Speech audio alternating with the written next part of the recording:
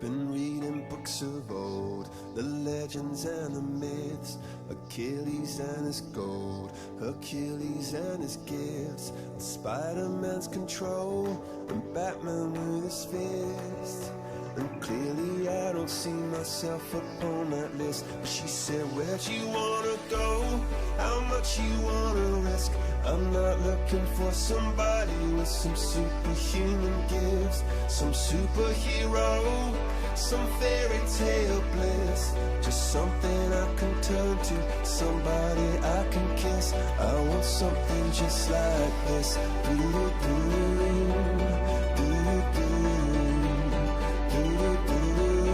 Oh, I want something just like this.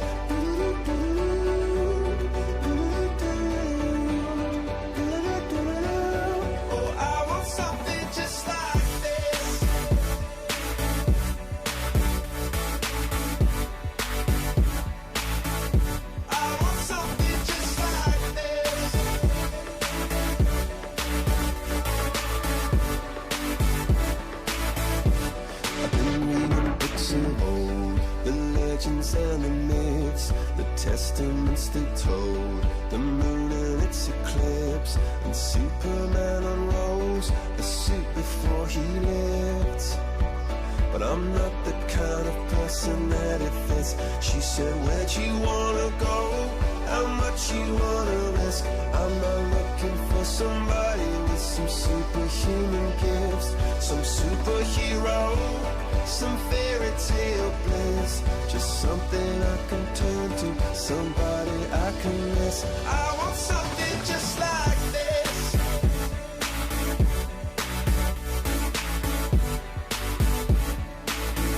I want something just like this.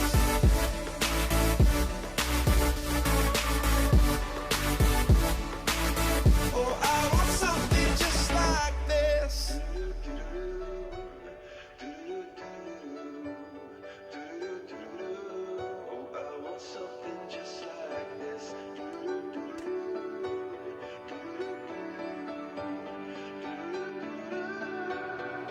Where'd you wanna go? How much you wanna risk? I'm not looking for somebody with some superhuman gifts, some superhero, some fairy tale bliss. Just something I can turn to, somebody I can kiss. I want something just like this.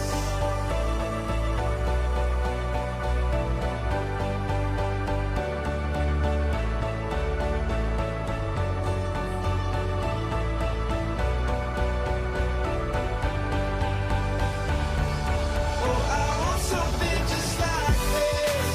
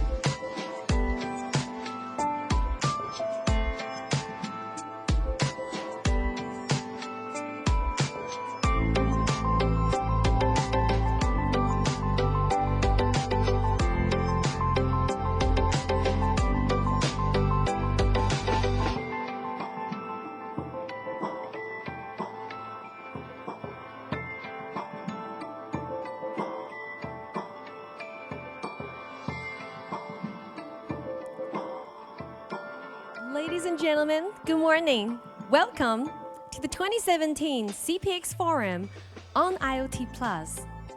This morning's program will begin in 5 minutes. Once again, this morning's program will begin in 5 minutes.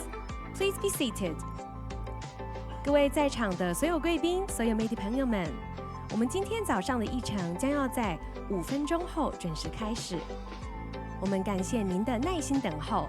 再次提醒您，今天早上的议程将要在5分钟后准时开始。我们请各位贵宾能够尽速就座，谢谢。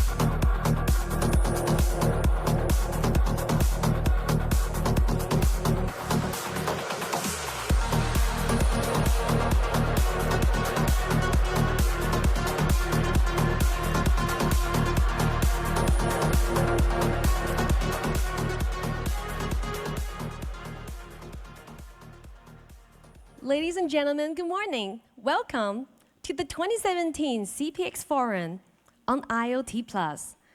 This morning's program features a stellar lineup of speakers from ARM, Advantech, MediaTek, NXP Semiconductors, Ericsson, Supermicro, and Lilly Systems.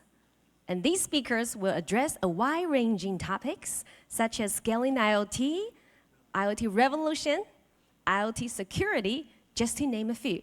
So ladies and gentlemen, to kickstart this morning's program, I would like to invite the host of this conference, Mr. Walter Ye, President and CEO of Tetra, to deliver his welcoming remarks. So ladies and gentlemen, let us put our hands together and give a very warm welcome to Mr. Walter Ye. Honorable speakers, distinguished guests, ladies and gentlemen, good morning. 大家早安。早。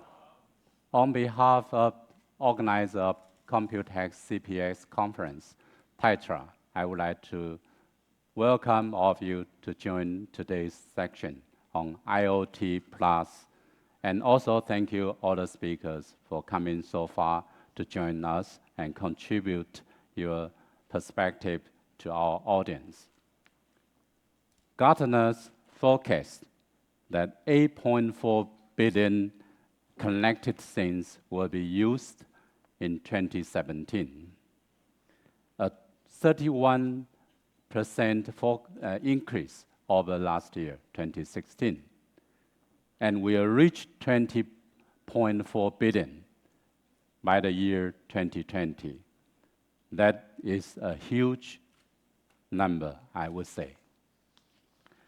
COMPUTEX has grown along with the global ICT industry and is repositioning itself as building technology, global technology ecosystems with 5 main themes: AI and robotics,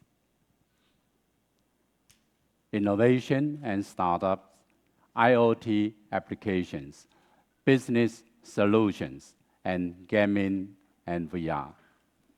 With 1,600 participants, exhibitors from all over the world, and expecting more than 40,000 visitors from around the world.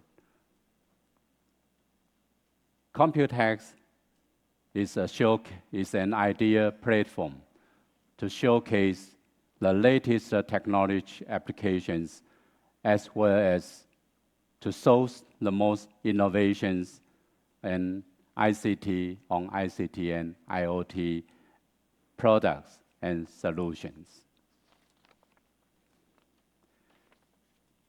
To echo the focuses of COMPUTEX 2017, CPX conference serves to provide in-depth analysis and to facilitate exchanges between industry leaders and around the world on the 4 hottest ICT and IoT trends: future technology trends, IoT Plus for now, for this morning, and artificial intelligence for this afternoon, and innovation and startups for tomorrow morning. Today, we are honored to have invited 6 outstanding speakers in the field of IoT to our forum. First, Mr. Dispatch Patel from ARM, one of the most powerful IoT companies, and we'll share the stage with Mr. Miller Chiang from Advantech to talk about challenges of scaling the IoT. Next, Mr. Yongchuan Yang from MediaTek, the global renowned IC design company. We'll talk about the importance of LPWA, as in IoT revolution. Followed by Mr. Martin Humphries from NXP Semiconductors, who will explore new processing solutions to advance IoT devices. Further, Mr. Patrick Ekdale from Ericsson will go into 5G and IoT security.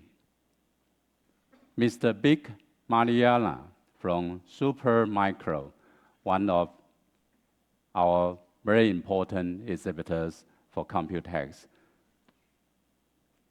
will talk about optimized and efficient solutions for the intelligent edge, and also seamless integration from the edge to the cloud. Last but not least, Dr. Jiarui Li from Li Systems will give us some interesting case studies of smart transportation. All these industry leaders will share their unique perspectives on diversified IoT applications. I believe that the insights of our speakers will be very beneficial to all of you. Before I give the floor to Mr. Dispatch Patel, I wish you all have a very informative morning, and thank you again for all the speakers for your great contribution, and also for all the participants. Thank you for visiting COMPUTEX and joining our forum today. Thank you very much. Thank you, Walter. 我们请秘书长留步。我们接下来要进行的是合影留念。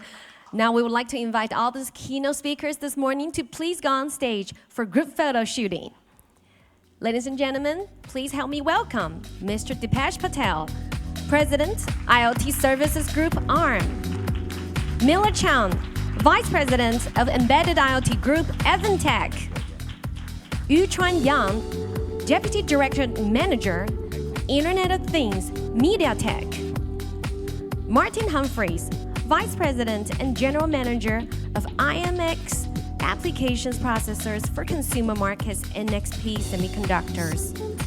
And we would also like to welcome Patrick Ekdale, Head of Platform Security Research, Ericsson, as well as Vic Maliala from Supermicro, and Maureen Lin, also from Supermicro. Dr. Jiarui Li, CEO of Li Systems. So gentlemen, please put your thumbs up. Would you please stick your right arm out and put your thumbs up for our photographers to take a few more photos. Once again, we would like to thank all these distinguished speakers for traveling great distances to join the CPX conference in Taiwan this year. 那我们在场的贵宾，在场的所有媒体朋友们，我们是不是也用我们的双手给我们在台上的这些讲者一些鼓励，也感谢他们。Thank you. Thank you very much. 今年热情的与会。Thank you. You may now return to your seat.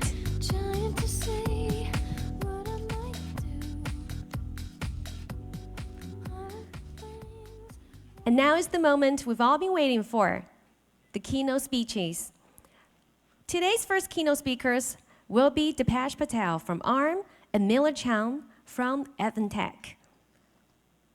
Dipesh is the president of IoT Services Group at ARM. Prior to this, he served as the EVP of Incubation Businesses, responsible for the development of new businesses to create solutions to enable the Internet of Things. He will be joined by Miller Chan. Miller Chan is the Vice President of Embedded IoT Group, Advantech. The Embedded IoT Group, focused on embedded design services, provides complete embedded solutions. So without further ado, I will now turn the program to Mr. Dipesh.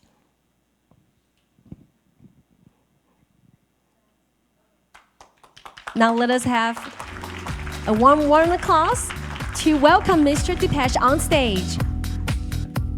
Thank you. Good morning, everyone. It's a great pleasure to be here and kick off this day two and talk about IoT. IoT is something that I've been very close to for the last 2 years, and it keeps changing. And as it keeps changing, we keep learning. And I'm hoping to give you an insight today on what we are seeing and the key challenges that we think need to be addressed for IoT to scale. We are moving towards a world where computing is going to be everywhere. It's pervasive, it's becoming a part of our life. But it wasn't always like this. Back in 2007, an average home, an average user might have had 2 or 3 devices. Right now, in 2017, the number of devices per person is going up. And we are seeing deployments both in home as well as in industrial settings. It's quite common in some Western parts of the world to have 20 or 25 devices per user, per home, IoT devices. Some of these IoT devices 10 years ago did not even exist. Right? In the home, we have at least 2 or 3 that I can count that are new devices that were not there 10 years ago. So if you roll the clock forward and you say, what happens in the next 10 years, what happens in the next 20 years, I think in the next 10 years, we're going to see computing becoming invisible. We'll see new devices coming up, devices that are yet to be invented, devices that do not exist today. And by 2035, IoT, or connected devices, is going to become a part of our life, a part of our public life, a part of our private life, and a part of our business. These devices are going to be active. They're going to create a network of intelligence, and they need to be managed. Just leaving the devices to get on and do things is not going to work. We're going to have to actively figure out how we manage them. But how do we get from where we are today to a world that has so many more devices, 275 billion active devices? That seems like a lot. And why do we want to deploy so many devices? So when you look at the opportunities, according to McKinsey, 50 to 60% of opportunities, this is from enterprises reporting in what we call connected spaces. So these are smart buildings, smart factories, smart environments where connected devices exist. These devices are being deployed to realize operational efficiencies. That's quite a big number. 50 to 60% of opportunities are to realize operational efficiencies. Similarly, asset intelligence, asset insight, and these are assets that are valuable to enterprises, are deemed to be an important value that IoT can generate. Senior managers reported to Forrester that 56% of decision makers in these companies believe asset intelligence will be a key insight that they can gather from IoT. But a common theme that many, 86% of enterprises, 86% of leaders are forecasting on many challenges is about device management and managing these devices. Today, a lot of solutions that exist are very vertical solutions. People look at a particular problem and then they try and solve that vertically. I think for IoT to scale, we're going to have to change that. I'm going to come back to that later. A recent survey done by the Economist Intelligence Unit, where over 800 respondents filled out the survey, of which over 400 were senior enterprise leaders, reported 3 key challenges that they see. There are obviously a lot more, but these were the 3 challenges that they highlighted were getting in the way for IoT to scale. One was about costs, infrastructure costs. IoT and deploying IoT is going to be expensive, but the benefits are realizable. And so how do we make sure that the costs for development, for deployment, for creation, for maintenance can be reduced? Another key challenge is security. These devices are going to be everywhere. And so we're going to have to make sure that security of the devices, of the network, of the connection between the devices and the cloud or any other on-prem installation is perfect. Security is very hard because you can never be perfect. You're always getting better. And as you're getting better, you're going to have to update things, update maybe devices, update maybe the software that runs on these devices. So these are some of the challenges from a device management perspective, or from a deployment perspective, or from a scale perspective that I think we're going to have to solve. So when we look at this, we identified, and we believe there are two critical elements that we're going to have to solve.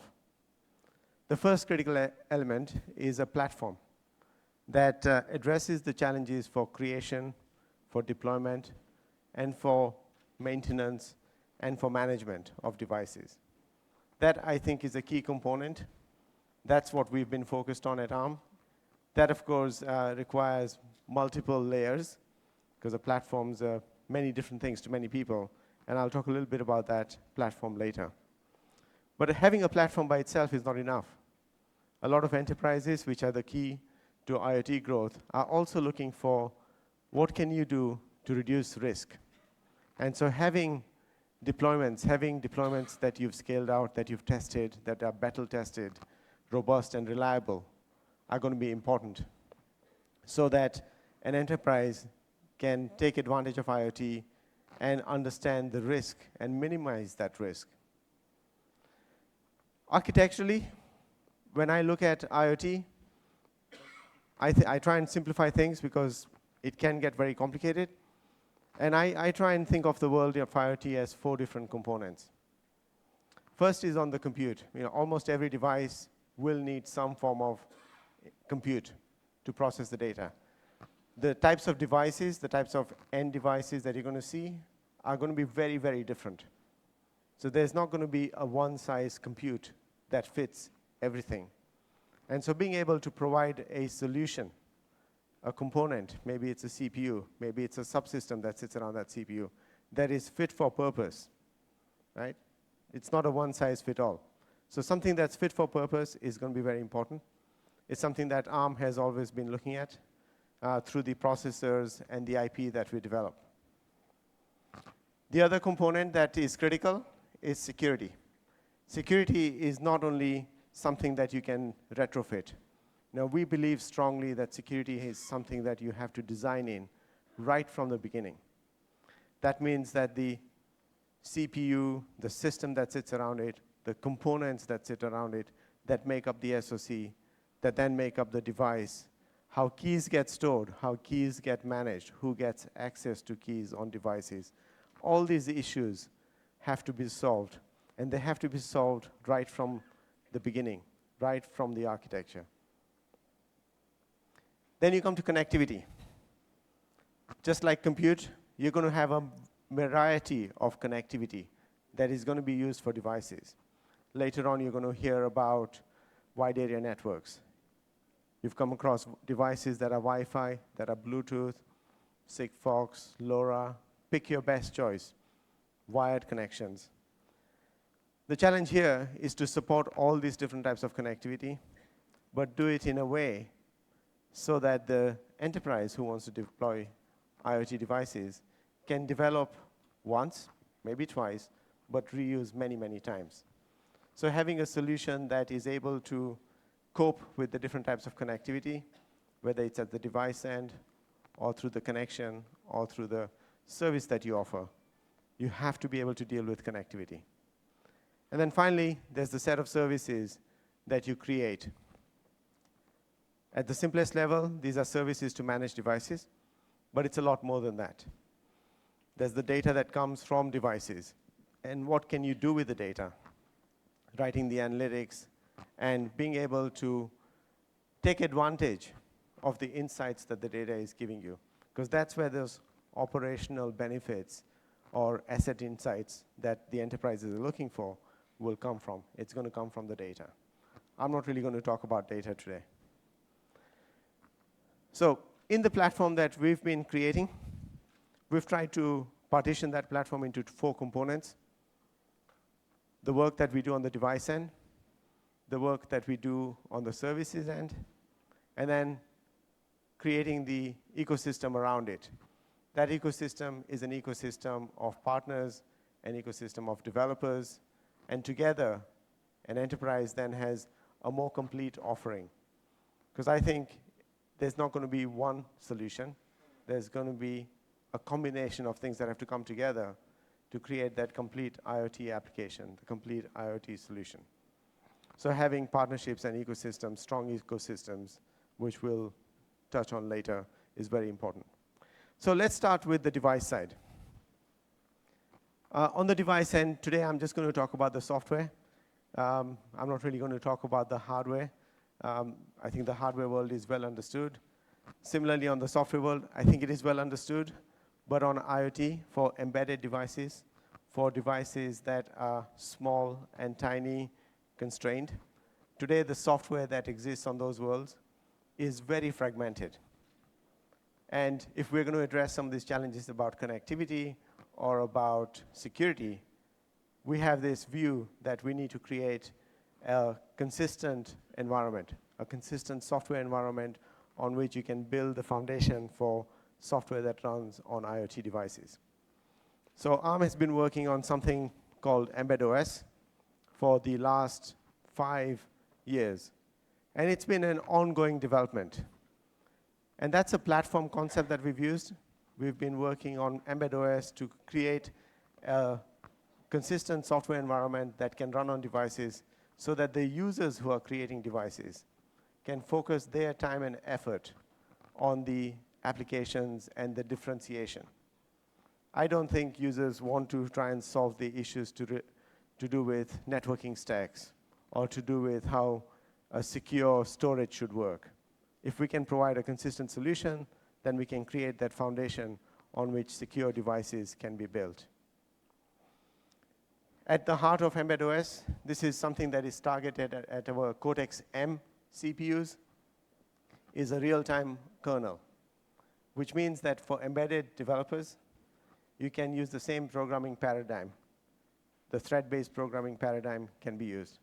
But we've been enhancing it. We've been extending it to introduce more low-power features, to introduce support for different types of connectivity, and then also to address some of the key challenges around security. EmbedOS also integrates some of the security on the connectivity front. So Embed TLS is one of our components which is widely used in different applications other than EmbedOS.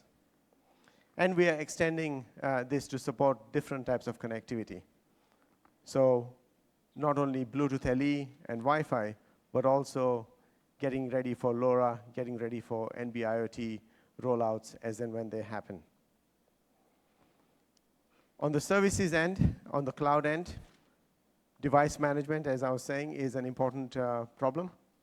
And that means that we need to create a service that anyone can use to manage their devices. This service is built on open standards. We've used lightweight M2M standards to make it easy for devices to be connected, onboarded, and then you can start managing these devices throughout the life cycle. Management means many things. It means maybe delivering new assets to that device. You might want to deliver a new key to that device so you can encrypt different data with different keys. You might want to send a new firmware update because you found either an error in the previous version or you've made it better. You need to be able to deliver updates to those devices. So that's a service that we've created to make it really easy for anybody to use the service to manage their devices. So if we look at how an OEM uses this device, the service enables them to focus on their value add. And you're going to see an example of that later as well. So the service we've designed works with any environment that the OEM might have. If it's an on-prem installation and or a cloud installation, the service has the connection to different cloud services, and the OEM can really spend their time and effort focusing on the value add, analytics, and creating the applications that the enterprises need for IoT. I'm going to deep dive into update because I think update is one of those things where it's very, very critical for IoT devices. In our regular life, most of us, all of us, hopefully have a mobile phone. That's a managed device. You get updates to that device. The software, whether it's an Android device or an iOS device, you get updates to that software on a fairly regular basis. There are many reasons why you might get an update. Might be because they're rolling out a new feature, might be because there's a new application, might be because there's a security issue that needed to be addressed. I think some of these same principles and parallels are going to be very important and needed for IoT devices. So update is an important feature, and we focused a lot of time and effort on creating a service that makes it easy to securely update the devices. You want to think about how a device may or may not be operational. It may be offline, yet you need to update it. So how do you manage that? How do you make sure that the device update, which is scheduled, can happen to that device even though it was sleeping? And it may wake up once a week, right? You need to be able to cope with some of these challenges. You might be doing a critical operation on that device. You don't want to update the device when that operation is happening. So you can set rules. You want to make sure that the device only gets updated once that operation has completed. So there's a lot of nuances and a lot of challenges on something seemingly as simple as an update.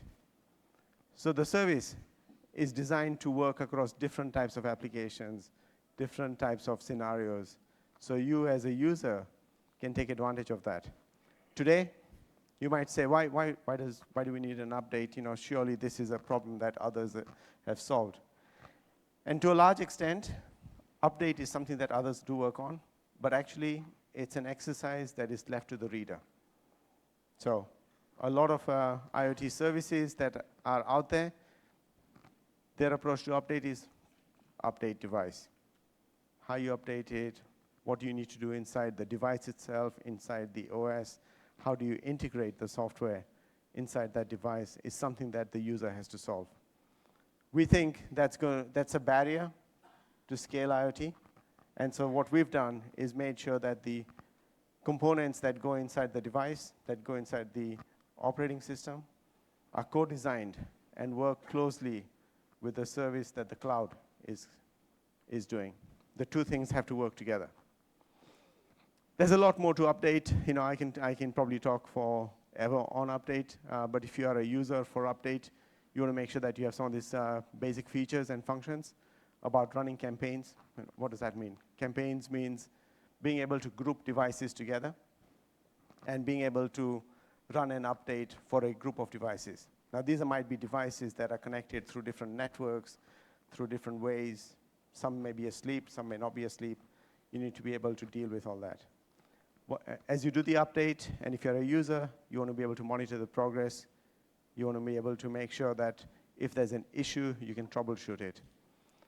Lots and lots of complexity, but we've tried to simplify all that into a service so that it's easy for you to create. Back to the thing that I think about is, how easy is it for somebody to create, for somebody to deploy, for somebody to manage and to use. So those are some of the principles that we've been using to run some of these services. The next topic I want to talk about is scale.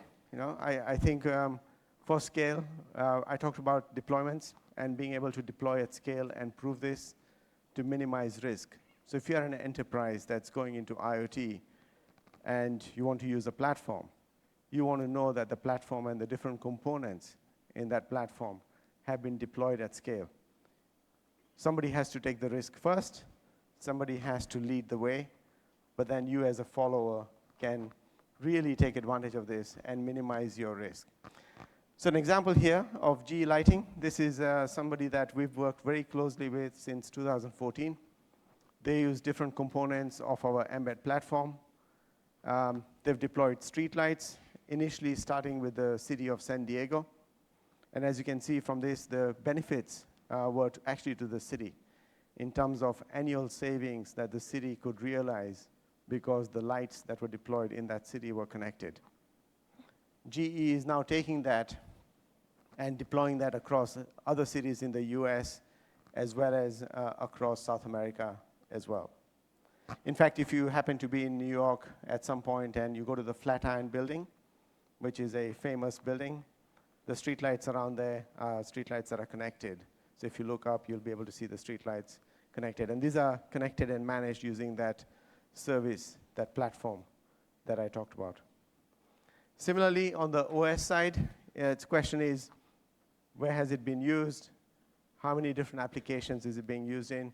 An OS the vision we had was to have it scalable across different verticals, different applications. I'm happy to say that we've got wide usage of the OS. We continuously get feedback from our partners, which makes the OS better, and the OS continues to improve. But it's not only about Mbed OS. If you're going to manage devices, you need to be able to deal with devices that are running Linux, that are running maybe other operating systems as well. So we've been working very closely with some of these other environments as well. And over time, I do believe that the device world will need to have a consistent way in which the software is written and run on those devices. Finally, I want to talk about partnership very briefly. And partnerships and ecosystems, I think, are going to be critical, because no one person, as I said earlier, will be able to solve all the problems. And partnerships means that your platform has to be supported and working with many, many other types of players. So on the Mbed front, we've been working very closely with our silicon partners to get many, many boards and many, many chipsets supported for the platform, because that makes it easy. That makes it easy for you as a user to use that silicon with the software to minimize your risk, to minimize your cost, to get to production. We've also been working closely with the developer community, because the developers really do not want to worry about the low-level details around device management. They just want to have a solution, and then they can focus on writing the apps.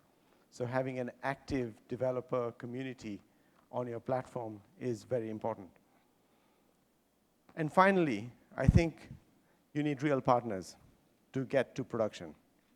And one of those partners, who I'm very happy to have on stage today, is Advantech. So Miller Chang from Advantech is going to come and tell you a lot more about the work that they've been doing and how they see IoT. Thank you. Thank you, Deepesh. Good morning, everyone. My name is Miller Chang from Advantech. It's my great pleasure to share with you about embedded IoT transformation. We all know our current business model and our service market. However, IoT will bring about some challenges and also bring some great opportunity to all of us. How to support our client to migrate to their IoT solution? How to enable the IoT ecosystem partnership, then collaboration. So that's about the main topic for my today's presentation. I recently read a book from Steve Katz. He is a founder of American Online, AOL.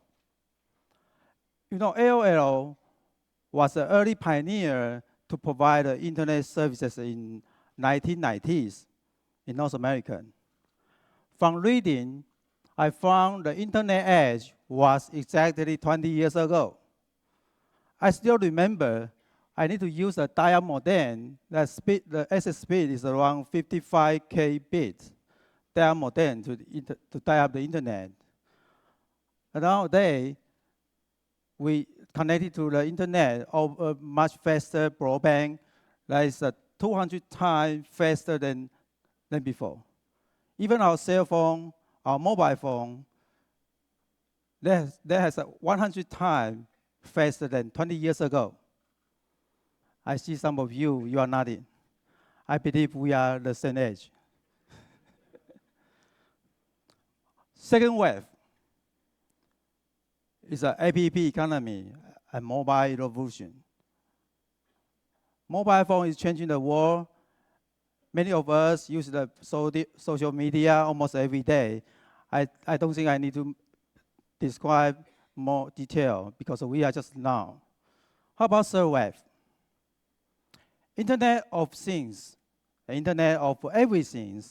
Many of the industry, corporate, try to upgrade their services by providing more intelligent system, more user-friendly scenario, focus on the customer demand, leverage the big data analytics and business intelligence to service their customer, their focused target market. Industry 4.0 is a great example. You take a look, in a traditional factory, there are many factory operation systems like machine automation, like factory energy management system. Because of IoT, they are thinking how to upgrade their system. For example, factory environment monitoring, how to install some sensors to detect the temperature, to detect the vibration, how to upgrade, to integrate the MES system with the product line system together to enhance the production productivity. So IoT brings many good business opportunities to all of us. According to the survey from McKinsey, IoT is driving transformation for many industries. You can take a look. From the rank number 1, the smart factory, as we just discussed earlier page, right? They say they will contribute around 1.2 to 3.7 trillion business opportunity to us. The follow-up is the smart city and healthcare, intelligent retail, energy. So they are not for the future. Again, IoT is not for the future. It's today ongoing business and opportunity to all of us. Talking about embedded. Before time, customer come to inquiry. There are many focus on the hardware specs discussion. Discuss about how to extend the I/O. Discuss about the hardware devices, their performance, CPU speed, RAM size, hard disk, etc. Because of the different vertical market, so we need to support the customer customization. For example, we need to have support the rugged design for a harsh environment. And also we need to support the product longevity in order to support customers to sustain their business up to 7 to 10 years. That's the traditional embedded business. How about now? We are thinking about how to support our customer, our client, to upgrade their intelligent system to have a connectivity capability, wireless and sensor, for example. So we are thinking about how to support our customer to well manage all the connected devices from internet or intranet. All the data will be acquired from the sensor to the gateway to the cloud. How to make sure the data is secure transaction. Most of the data will be processed in the cloud. So we need to provide customer, discuss with customer how to do the big data analytic, how to offer a better cloud services. And also, the device has to be remote update. Like our cell phone, they can update by remote size, update the firmware, update the app, right? So different industry, they also request to upgrade their firmware, their software. For example, digital signage system put outside the building on the wall, you need to remote update the software, broadcast all the software, for example. So that's now, all the embedded is moving to the IoT solution era. Remote sensing is everywhere now. You can see that there are several ideas, use cases, like smart architecture to install the temperature sensor, water level sensor, to enhance the productivity. You can see that smart logistics as an example, to use the GPS for vehicle location-based management, TPM's MS system for tire pressure detection to enhance the in-vehicle safety. There's the other example, like smart parking. Yes, smart lighting is another example, just like this page he mentioned, right? It's not only for street lighting. Now, they are implementing some surveillance solution, monitoring solution together with lighting, try to improve, enhance the city security. That's a great example for your reference. However, if you look at the detail in the previous page, in that 5 scenario, there's 2 technologies very important. One, sensing technology. The second is wireless and communication technology. However, there's no common standard right now that can support the sensing and communication technology together. So that's the reason Advantech, last year, we proposed a M2.com standard. It's an open standard. Try to design a 22 to 30 millimeter, very tiny size of module who can support multiple sensor interface, temperature, voltage, vibration, humidity, etc. And also, because of the user scenario, different vertical markets, so they need different communication protocol. For example, long distance, 3G, 4G, and coming 5G for NB-IoT, for example. And short range, low power consumption, LoRa, GB, CFox, for example. Okay, so M2.com is going to support our client or customer. They can upgrade their embedded system to have the sensing and communication capability easily and efficiency. I give you 2 examples. Smart parking. You can take a look. There's around 500 parking lot space. Okay, they will cost around $1 million for hardware installation. But in this case, it's not only hardware installation, from the sensor to the LoRa gateway to the embed cloud. I want to share with you, it also bring about $80,000 revenue from embed software services. Actually, this is a recurrent revenue.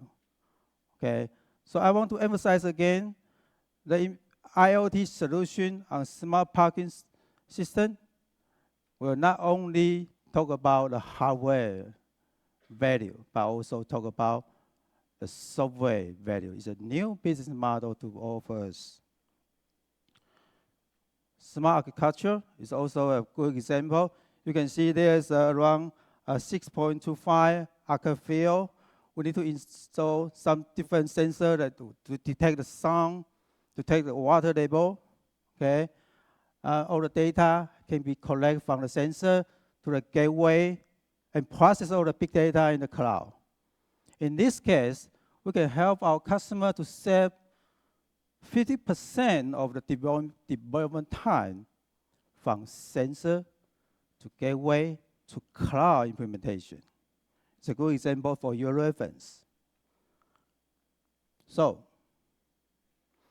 Embed is building on our Advantech IoT platform. From the sensor and communication layer, Embed OS is built in. From the edge intelligence server and gateway, Embed Cloud is built in. To the IoT cloud platform, our own WISE-PaaS software foundation, Embed Cloud is built in. Our IoT solution just want to make sure all the data is secure transaction and well device management. That's our key strategy. And in order to propose our IoT solution architecture, that's the idea, Advantech we propose. But the architecture looks a little bit complicated, and it is. So I just want to give you an outline. You can see we are here for almost 34 years ago already. We are quite familiar with all the hardware device development. And because of IoT, so we need to enhance, as I mentioned, to enhance the device communication and sensing capability. So that's the reason we propose the M2.com interface, try to support our client, use the different transformation, communication protocol to support their IoT solution. But however, you can see from the middle and buttons there, they are still hardware. our customer, you are in the top side. However, you are in the smart city, retail, healthcare, transportation, retail market, or you are an Industrial 4.0 solution provider, machine automation, factory automation, power and energy. Our customer, you are there. Different vertical market. You are a software developer, solution integrator. How to fill in the gap? How to support your solution? Speed up your product and software development. That's the reason we propose a software foundation we call WISE-PaaS, Platform as a Services. Try to provide the API, provide the API to integrate into your vertical application. Try to speed up your software and your vertical solution development. That's the idea from Advantech. That's the architecture, IoT solution architecture proposed by Advantech 1 year ago. So our strategy is quite very clear. From hardware side, we will continuously to invest resources to enhance the intelligent system, their connectivity. As I mentioned, sensing, wireless communication, and make sure the data can be processed, secure, and well management. Software value added is also very important. Cloud services is the key for the future. Okay, and last one thing, also very important, is the ecosystem and partner. We need to create the value chain.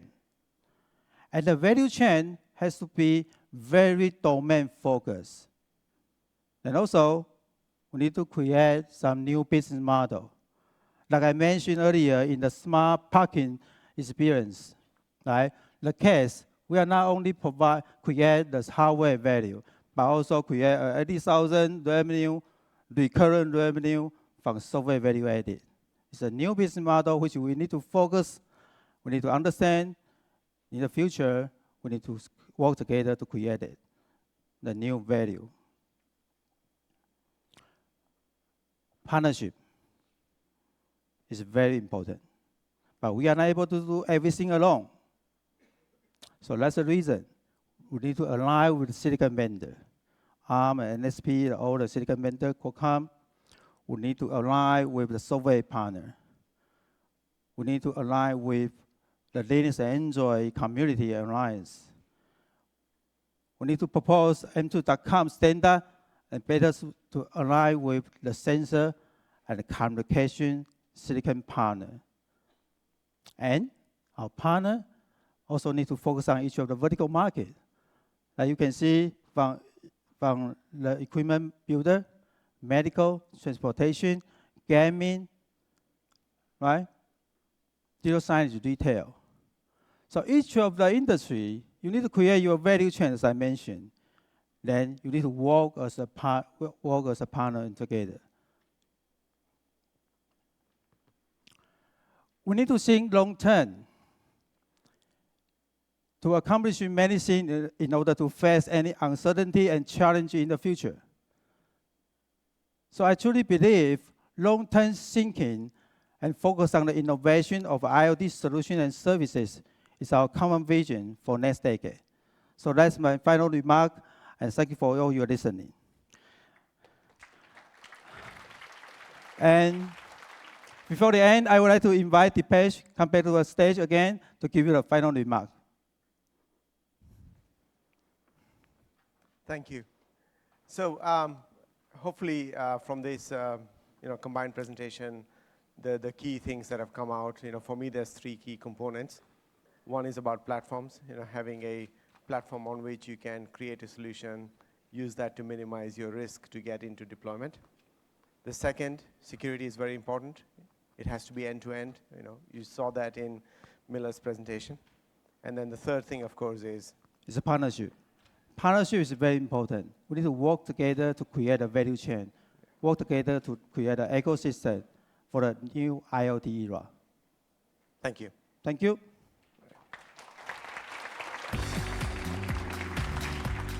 Thank you once again Mr. Dipesh Patel and Mr. Miller Chang. And the next speaker will be Yunchuan Yang, Deputy General Manager, Internet of Things, MediaTek. Since joining the company in 2001, Yang has made critical contributions to many of MediaTek's key mobile phone applications and platforms. He was also involved in bringing MediaTek's first feature phone to global consumers. So ladies and gentlemen, let us welcome Yunchuan Yang on stage.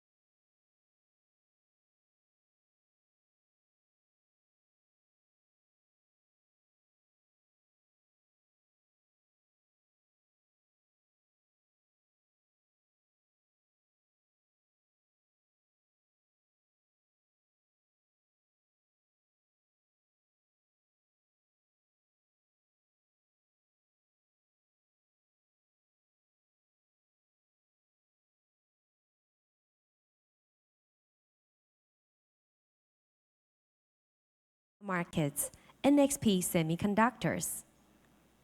Martin has over 20 years of experience in high-tech leadership positions. Before joining NXP in 2014, he held VP and GM positions with companies including Broadcom, NetLogic Microsystems, as well as engineering positions with Analog Devices and British Aerospace. He has a proven track record of consistently increasing growth and profitability of large businesses. So ladies and gentlemen, let us welcome Martin Humphries.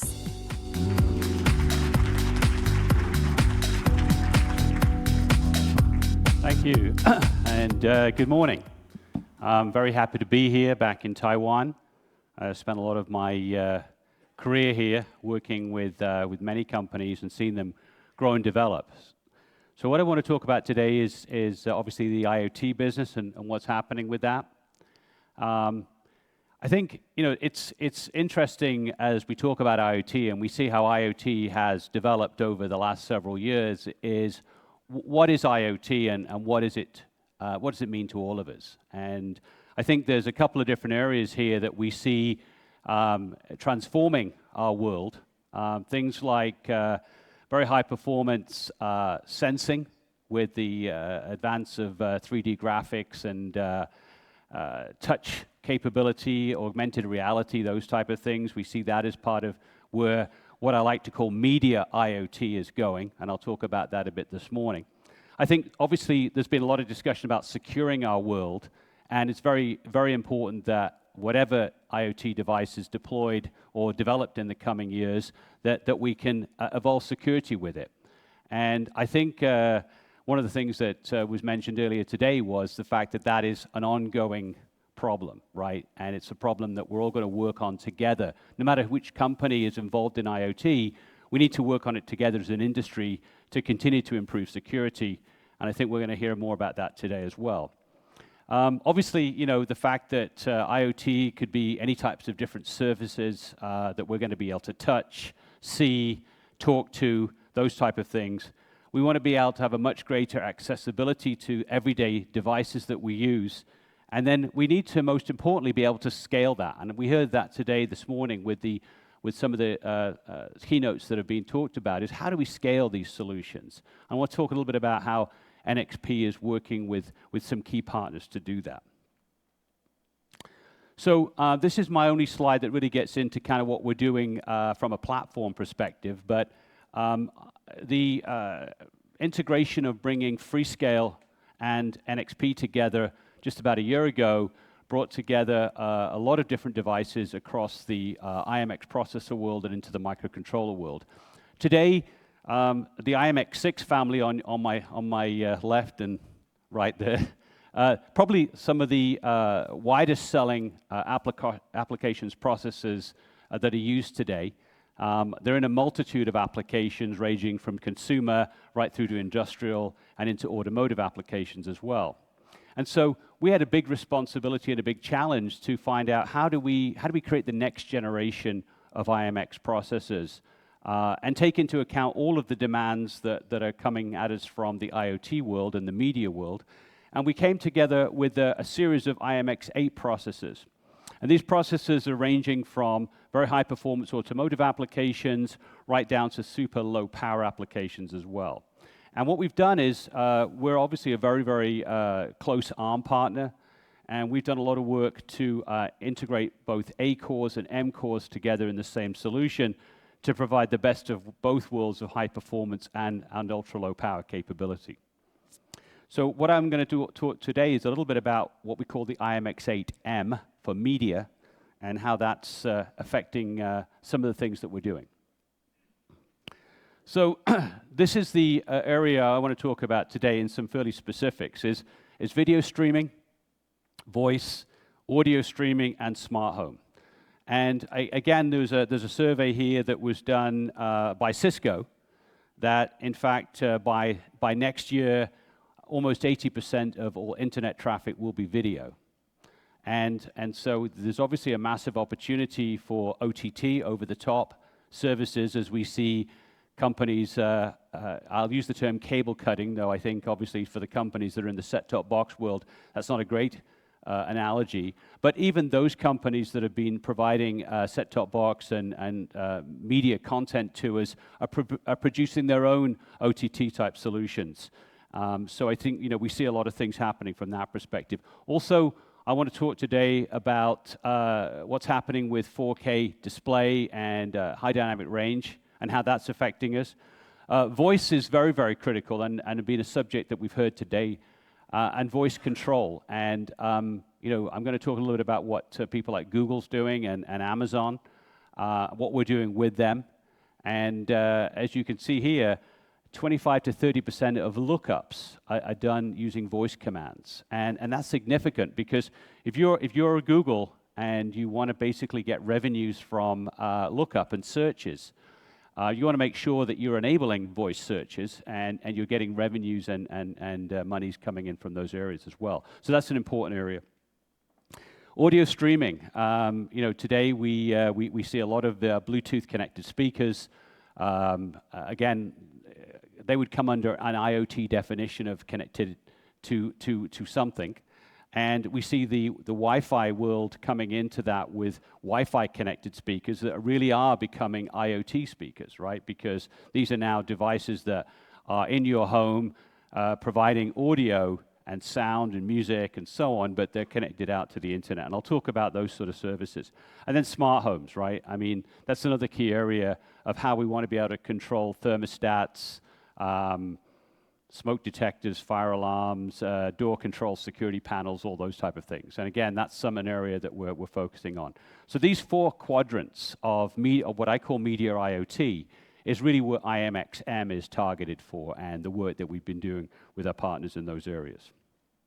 So the first one is voice and audio. And what's the dynamics that are happening, right? So basically, we see here that voice is tying many, many things together. Streaming audio, smart home, and also immersive audio is being tied together by voice control. And so you've got services today, if we look at things like Pandora, Spotify, Google Cast, those type of services, they need to be tied together. You've got immersive sound quality with Dolby and DTS and other services. And then there's obviously smart home integration, a multi-room control of those. And all of these things are tied together by voice.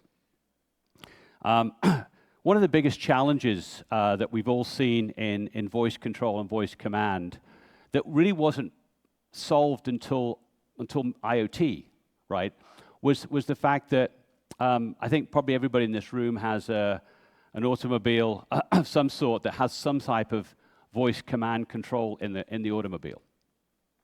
I would imagine that hardly any of you at all use that. And that's because the systems that we've had over the last couple of decades have been languages that we've had to learn.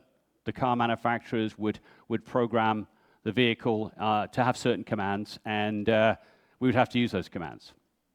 And that's very difficult as we move from car to car and so on. So what's changed is the fact that we've done something very important as an industry, and we've actually improved the automatic speech recognition. And so as you can see here from this chart, is basically from Mindsfield, is that we're now at less than 5% error rate of automatic speech recognition, which means that when we actually speak to a device, when we go out to the cloud, the probability of that device understanding us, because of the ability for it to look up and to do many, many different compares, we'll probably get the right answer. It'll understand us, and we'll be able to use that technology. So that's what we're seeing is really what's happened just in the last few years to be able to get to what we think is really natural language and smart recognition. And that's really what's fueling the voice IoT market. So what we like to do is think about voice in 5 steps. And I think that, as many of you can see here, is the step 1 is that we have, in this case, an Alexa device. And we're talking to this Alexa, this Echo, and this is going out to the Alexa voice service. Okay? So many of you that have that Echo or Tap or Dot or any of these devices out there, that's something that we believe now is, most importantly, a trusted device. And so that trusted device is something that we're interacting with. We're asking it what time it is. We're asking it to play music. We're asking to find out whether it's raining somewhere and what the latest news stories are. So that's now trusted. That's in many of our homes, and people are very much used to that. Step two is how we control things in our home, right? So we've now got this trusted device. This trusted device is talking to the cloud. The wake word is local in the device, and it understands this. And then we're able to go out into the cloud and then basically communicate with a hub, in this case, to talk to many other different devices in the home. That's stage two, and that's started to happen already. And this hub could be some sort of aggregator, right? We talked about all the different technologies that people like Avantech are working on with, they've aggregated lots of different audio connected services together so that you can actually work across these different devices that today have different connectivity standards. Step three is now multiple devices, right? So we've now wanted a situation that as we walk from room to room in our home environments, that we can actually, no matter which room we're in, the far-field communication technology recognizes that we are the closest to this particular device instead of this device that's right over here, and this device is now our control device. And we're now talking to that device that's networked across other devices in the home through our gateway into our connected devices. So that's number three, and that's happening pretty much now. Step four is, wow, the devices that we see, the Alexa, the Tap, those devices, they've disappeared. This is really the step four process, that we're going to have devices in our home today, and they could be a light shade. We did a demonstration at CES in Las Vegas in January that's showing really how a Google voice control system was actually going up to a lamp and talking to the lamp. Not talking to a speaker, but just talking to a lamp. Could be a coffee pot, could be a coffee machine, could be a refrigerator, could be a smoke detector, could be a thermostat, could be any devices that you can imagine that you can basically put some type of voice control into. So now what happens is that this starts to integrate into our home environments. This really becomes part of our everyday objects in our everyday world. And if you think about it, isn't that what IoT should be? Shouldn't IoT be something that is no longer just IoT, but just becomes part of everyday life? And I think that really is going to continue fueling the growth of IoT. And you've seen the statistics this morning, right? There's massive growth and massive opportunities in IoT that we're going to see evolve and continue to grow. And for that to be successful, it's got to be able to be easy to be used, and it's got to be easily put into everyday devices.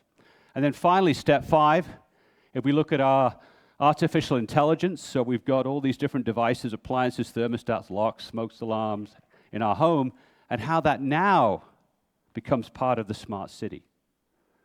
And this is really how it becomes very, very important. And one of the things that happened at Google IoT last week was they talked about smart city, and they talked about IoT cloud. We did a joint press release with them to talk about that. And if you think about it, we're going to have our home environments, our smart home environments, our smart city environments. We're going to have speech recognition in our automobiles, and we're going to have intelligence sensing things, right? We're going to be sensing what is happening, where it's happening, how that affects our lives. Whether we want to basically make a cup of coffee in the morning, or the coffee pot knows what time we want to make a cup of coffee because we have the coffee at the same time every morning, to a smart city managing a traffic flow and knowing that for me to get from my office to my home, I'm going to take a certain path. That path may be blocked because of an accident, and I'm going to be advised to try and do a different path, a different route. And rather than just putting in the Apple or the Google Maps, I'm going to be communicated with to say, hey, why don't you try this other way home? So that links a smart city environment as an example to our smart homes, to our smart cars, and kind of where things are going in this space. So one of the things that we did with Amazon, we've been working with Amazon for many, many years with IMX processors. And this is something that's actually public. It's on our website. I think everything we talked about today is public. But what we did was we took our IMX Pico board. This is this reference design down here. This is the microphone array that's with a number of different partners. And we developed the system. And the reason for doing this is the fact that if people want to do voice control today, they can, right? This is something that you can buy from Amazon and get access to it, and you can basically use their algorithms. We're not developing the voice recognition algorithms, right? We're not doing that, right? They are.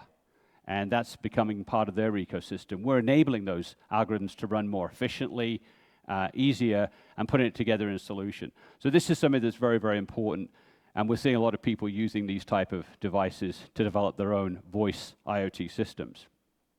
If we look at what we're doing with Google, is this reference platform. And this is something that, in fact, is right here. This little board here is something that you can get from us or from Google, and you can develop your own voice system today.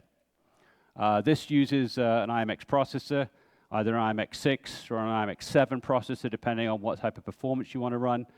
And it also will be taking a daughter board, which is this simple, where you can change out the processor. This little board fits on top, and you can change the type of processor that you want to use depending on that performance. So what we've done here is we've basically created a very, very small, low-cost platform that can be easily distributed and used by many, many people. This platform pre-integrates things like the cloud IoT that I mentioned earlier, TensorFlow, which is the deep machine learning capability. They're pre-integrated. And this really allows customers to go to market very, very quickly. So this is something that I think is very important. A couple of key things on here. We have Wi-Fi already built in. I think as many of you know, within some time before the end of this year, we're being acquired by Qualcomm. So I think that's a massive partnership as we come together. We'll have our own Wi-Fi technology as part of that agreement. You put that together with what we're doing with our microcontrollers, and even paying a lot of attention to Raspberry Pi, right? Many of you know who Raspberry Pi, what Raspberry Pi is. Actually, I worked on that in my previous job. So I actually spent a lot of time with Raspberry Pi over the years. And so what we wanted to do is make sure that that ecosystem that's building a lot of devices for Raspberry Pi could also be used on this board, and we've actually put the expansion connectors in there for Raspberry Pi as well. One thing I will mention in the interest of time here is we're partnering with all the 4 ecosystems. So today I've mentioned Alexa with Amazon. I've mentioned Google Things and Google IoT, but we're also working with Apple on HomeKit. And so we actually have a HomeKit Siri type system as well, and also Microsoft Cortana. So all of the 4 key leaders in that area. And I'm hoping that, again, as we think about how language is changing, because it's one thing to have these systems working in English, but we need to make sure they work in multiple languages as well. And that deep machine learning, that automatic speech recognition capability that's up in the cloud today because of IoT enablement means that we can actually see a time when pretty much every single language will be covered. So obviously, I think there's been some announcements already made that there's going to be French and German and Italian and Portuguese, Brazilian, Spanish, and then obviously Chinese and the different dialects of Chinese. And so I think that as we see this moving forward, I would hope that companies like Alibaba and Baidu and companies like that also look at what needs to happen in terms of speech recognition and those type of systems. The other element I want to talk about is high-performance video. And I mentioned it earlier about some of the quadrants that we work on.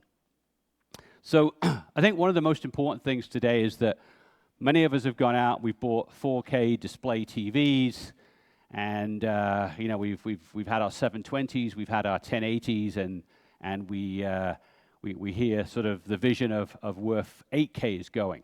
Well, I'm not here today to talk about 8K, but what I am going to say is that I think the biggest revolution in visual and viewing content has been high dynamic range.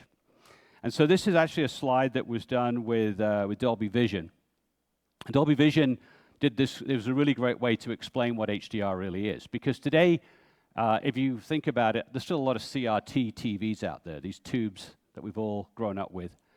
And they're basically, there's a measurement of light intensity called a NIT, N-I-T-S. And that's the measurement of light intensity. And that's about 100 for a CRT TV in terms of its capability to render light and brightness. If I went out today on a sunny day here in Taipei, beautiful sunshine, blue sky, maybe walk up into the mountains, I might be betting I would probably be able to process maybe 40,000 nits. That's what a real day is, right? Not 100, 40,000. So if you think about it, if you've actually got a TV and you think, hey, that's a pretty good picture, you need to look at it side by side with what an HDR image would look like. And as you can see here, Dolby's claims are that they've been able to achieve more than 50% increase in colors. That color palette is much richer. There's more options. They can be 40 times more brightness. And again, to the human eye, that's important in terms of how we process images. And then 50 times more contrast. And the contrast really gives you that depth. Is it very black? Is it very white? Kind of what sort of depth is it, right? I mean, the analogy that I like to use is many of us went out and bought 3D glasses, right? I know I did. My kids wanted to watch 3D television, and you know, what are you supposed to say, right? So, but if I think about it, HDR on a 4K TV is actually the closest thing you'll get to that beautiful, real, lifelike image without using 3D glasses. So that depth of color, that depth of contrast is very, very important. And we've actually integrated that into the IMX8M products. So this is kind of what it looks like. As you can see here, I mean, it's very difficult. I actually had a big moving sort of image that we would have got working here, but I think in the interest of time, I wanted just to kind of give you the visuals. You can see here that it's darker to brighter.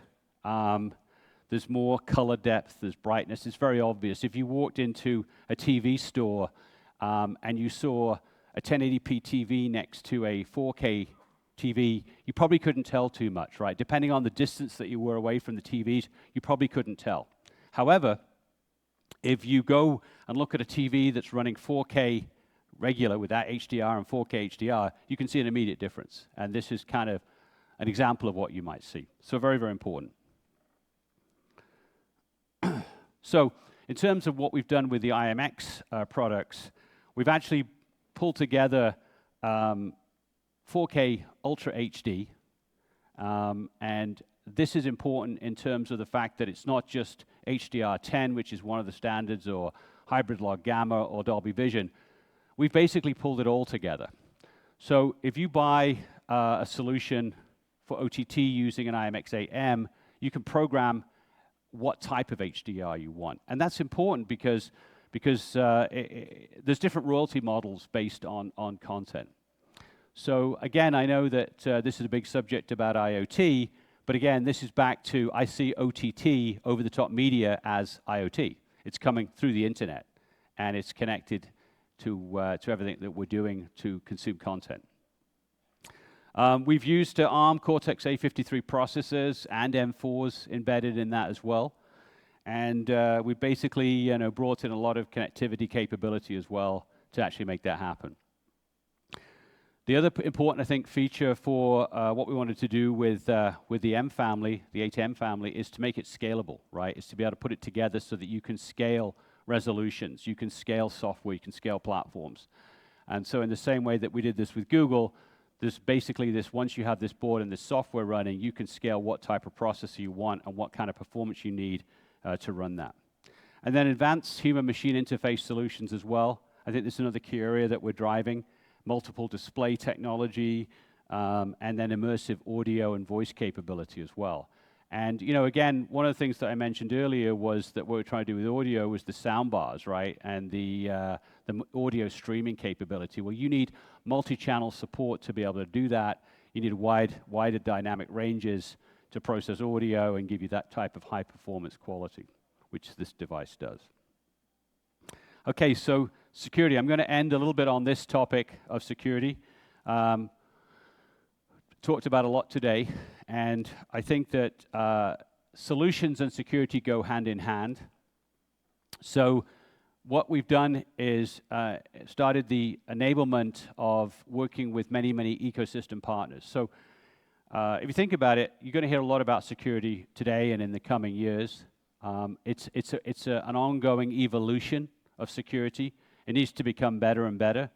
But there has to be a way to start and a way to start evolving that. So by having platforms that are developed across different companies and different partners, we're able to bring in the ecosystem partners with people like Amazon and Google and Apple and Microsoft and these type of companies, and bring those type of services together, as well as then looking at working with manufacturing partners.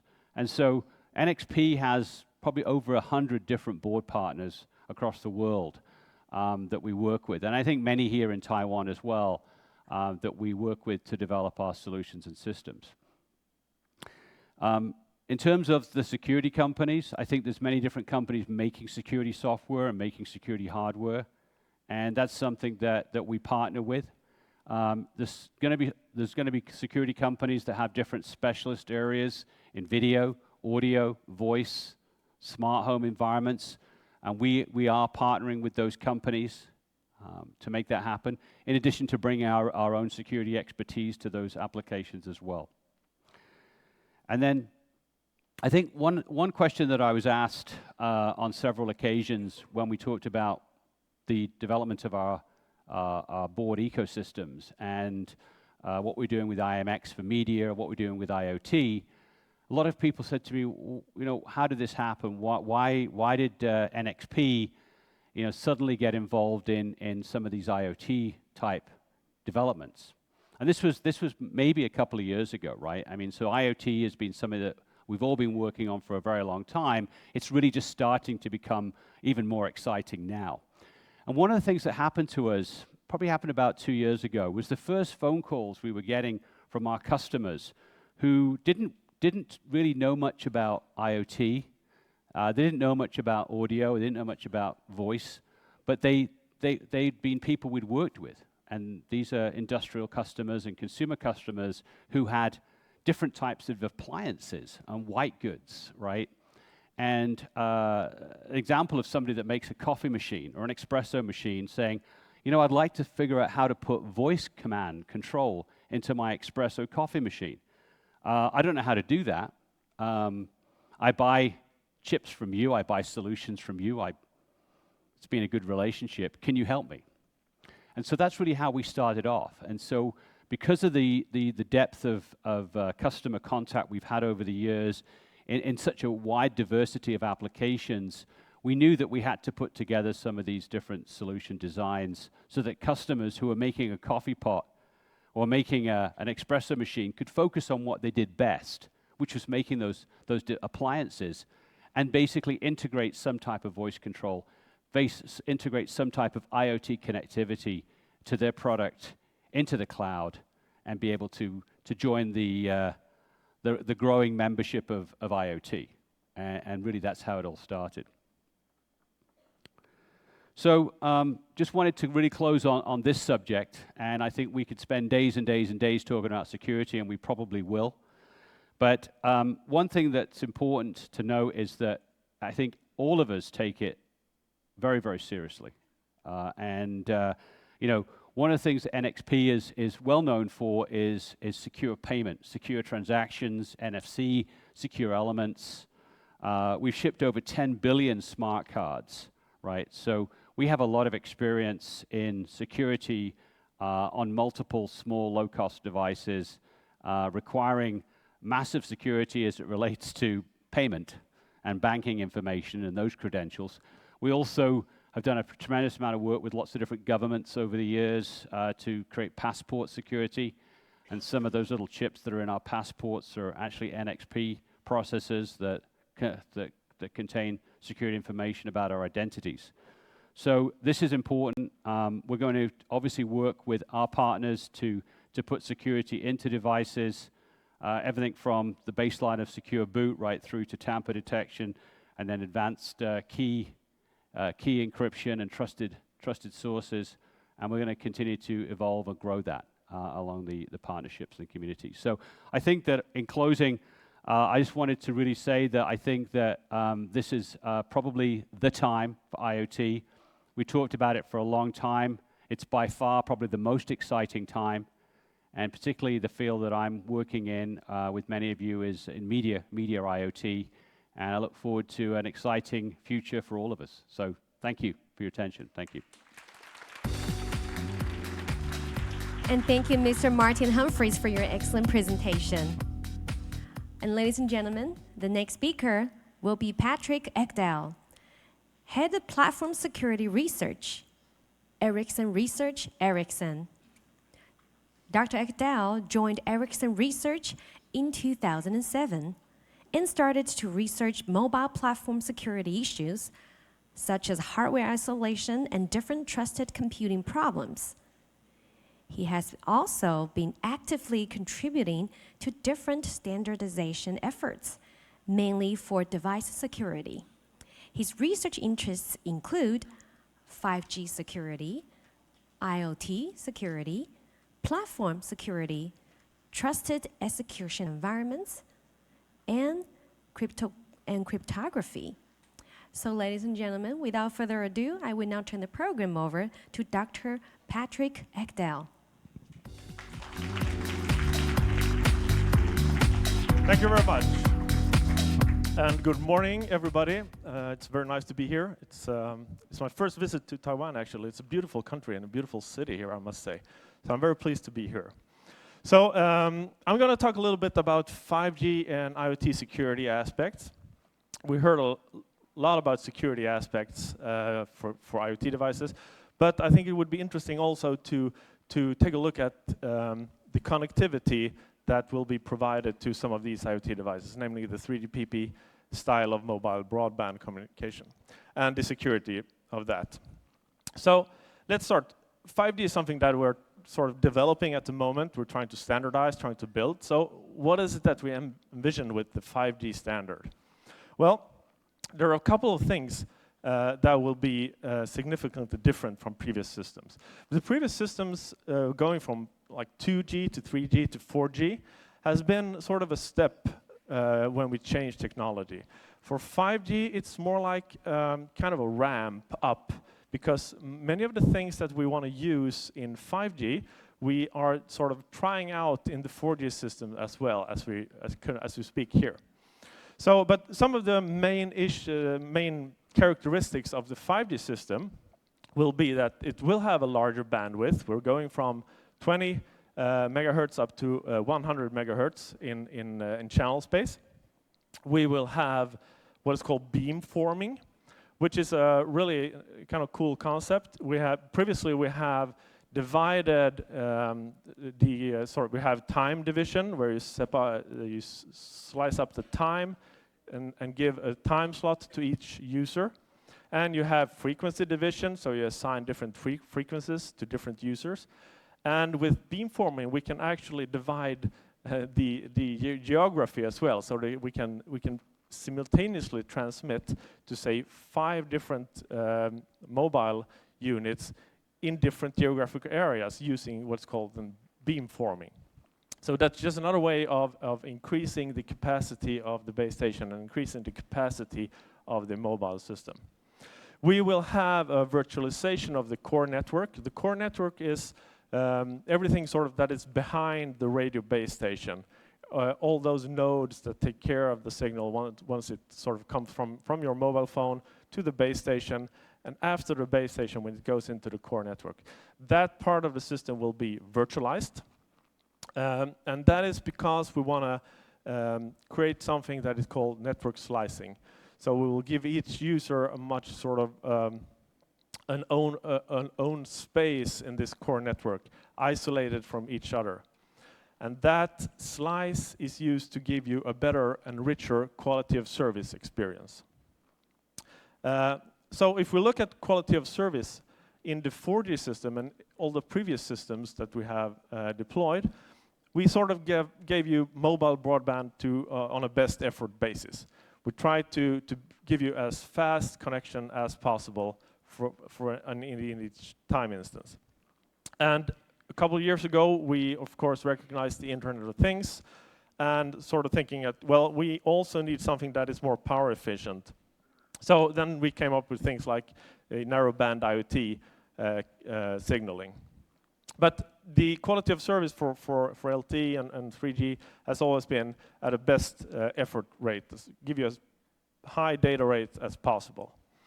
Right, when we now move into 5G, we will have not only this line of data rate coming into play, but we will have also latency, we will have reliability, and yet another dimension here is power consumption, which in IoT devices that doesn't have a user interface, the power consumption is dominated by the amount of transmission that you do. So providing a very low data rate and a low power style of transmission, we can save a lot of battery time in these devices, of course. So the 5G system will not give you sort of a continuum of choices in this multi-dimensional space of quality of service. So, but it will give you some distinct points here saying, I want very high reliability with sort of a medium data rate, or I would like very low latency, very high data rate, and so forth. So there probably will be some sort of coordinates in this space that you can pick and choose from. And you can say that picking such a point in this space is a slice. That is a network slice to you. It gives you a certain quality of service, and it will be isolated from all the other users in that system. Of course, it's very important that these slices are isolated from each other, and I will come back to that a little bit later. And this slice is not necessarily static. So you can sort of move between these points as you go along with your mobile device. For instance, a connected car. If you're in a city, lots of traffic, lots of environment to interact with, you might want to have a high data rate network slice. Then if you're out in the country, maybe it's sufficient to have a lower data rate channel or lower data rate quality of service for that. And then, of course, you pay less for that. So this slice will be able to change in time for you. Now, if we look at some of the security characteristics for 5G, I mean, most of the security that we have in the previous system will be the same in the 5G system. But we have identified a couple of things that will change or will be new. So we will have a new trust model. We will have a new service delivery model. We will have some increased privacy concerns. We already have that today, but it will be even more apparent in the 5G system. And we will have an evolved threat landscape. And many of these things comes from the fact that we believe that the 5G system will impact society in a much broader way. We will use the 5G systems for much more mission-critical stuff, much more like first responder, police, fire brigade, and so on. So all of this and all of the IoT devices that we will connect makes it a harder, the threat vectors, the threat surface is going to be much bigger in the 5G system. So we need to think about that when we design the security for this. So let's go a little bit more into this. The new trust model. Previous system had a very simple trust model. It was your mobile phone, your device, possibly connected to a visiting network. And then you had your home network and the HSS, the home subscriber service registry, taking care of your secret keys and so forth. So the only thing that you needed to trust here was the connection between the mobile and the home operator, and how to manage the trust with the visiting network. So it's a pretty simple model. When we move to 5G, we will have much more actors. We will have a heterogeneous network solution, maybe connecting not only through 3GPP style connections, but we'll have, as we heard before in this morning, different radio access technology like Wi-Fi, Bluetooth, LoRa, and so forth. And all these things we would like to work together. So we will have authentication between these different actors. We will have accountability between these different actors. So there's a lot more trust relations going on in the 5G system than we previously have had. And also, if we go to public safety things, we will have trust issues with those kind of services. And all the IoT devices, they, as we heard this morning, there's a variety of different IoT devices, each with different security requirements, requiring different trust models for the connectivity. So then we have a new service delivery model. As I said before, we will move into a virtualized core network. That means that we're going from dedicated boxes, hardware boxes, to a virtualized setting. And that means that we're going to lose some of the security properties that we knew that we had in our hardware solution. So we ship boxes, Ericsson ships boxes with a certain security requirements for telco, and now suddenly we only ship the software products to be used on a COTS cloud environment, for instance. So in this setting, we need to be very sure that the cloud infrastructure that we run these virtualized functions on are trusted. So in this, we need to use techniques like techniques from trusted computing, using TPMs and stuff like that to be sure that the hardware that we run and the hypervisor are in a trusted state. That's going to be very important. And also, we envision third-party applications to be run in the core network. We have some of that today, and we think it will be more common in the future. That, for instance, we have caches for content delivery to be close to the customers. So we have the caches deployed out in the core network. And all these things require a very strong isolation between the different components in the virtualized environment. So here again, things like trusted computing technologies is going to be extremely important to provide these for the virtual machines and the containers that we're going to use. And of course, as you see, I mean, if you look at the clouds in the sky, there is sometimes there's a white, beautiful cloud on a sunny sky, but there are also rainy, dark thunderstorm clouds. And that will happen the same for the virtualized environments. We will have providers of infrastructure that is not so trustworthy. And we need to be sure that whatever we run on those things, we can assert that, well, if this is not a trusted node, we will not run our software on that node. So it's going to be very important to have those services in place. Then we have increased privacy concerns. We have heard I don't know if you have heard it here, but we had in both in Norway, in Sweden, in Finland, in Berlin, in Germany, we have rogue base stations tracking users. And those things we need to address because people are very concerned with it, and Ericsson is very concerned with this as well. So things like tracking of users, which is today possible because we have not a total privacy of the IMSI, the International Mobile Subscriber Identity. We don't have a total privacy solution for that in place.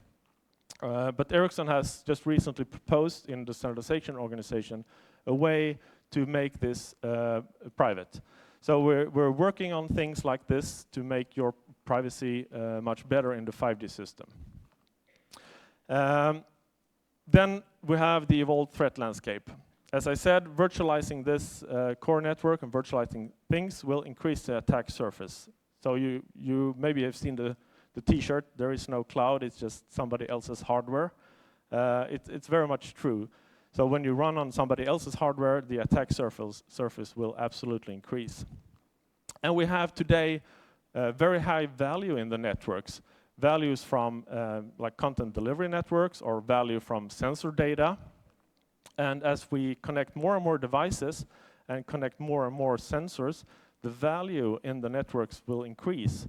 And that also, an attack on that data, because big data attracts hackers, right? So an attack on that data is not only an attack on the value of the data, but it's also going to be an attack on your brand reputation, right? So it's very important to mitigate those threats in the network. And impact on public safety. As I said, we believe that many mission critical systems will be connected through 5G. And that could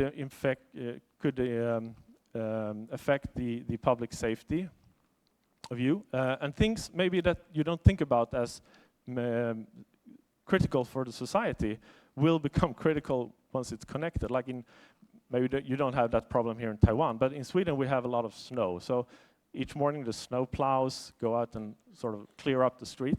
And I mean, if those were connected and somehow that system was attacked and nobody plowed the snow in the morning, the whole society would just stop, right? So once you think about things that will be connected in the future, because I think everything will be connected in the future.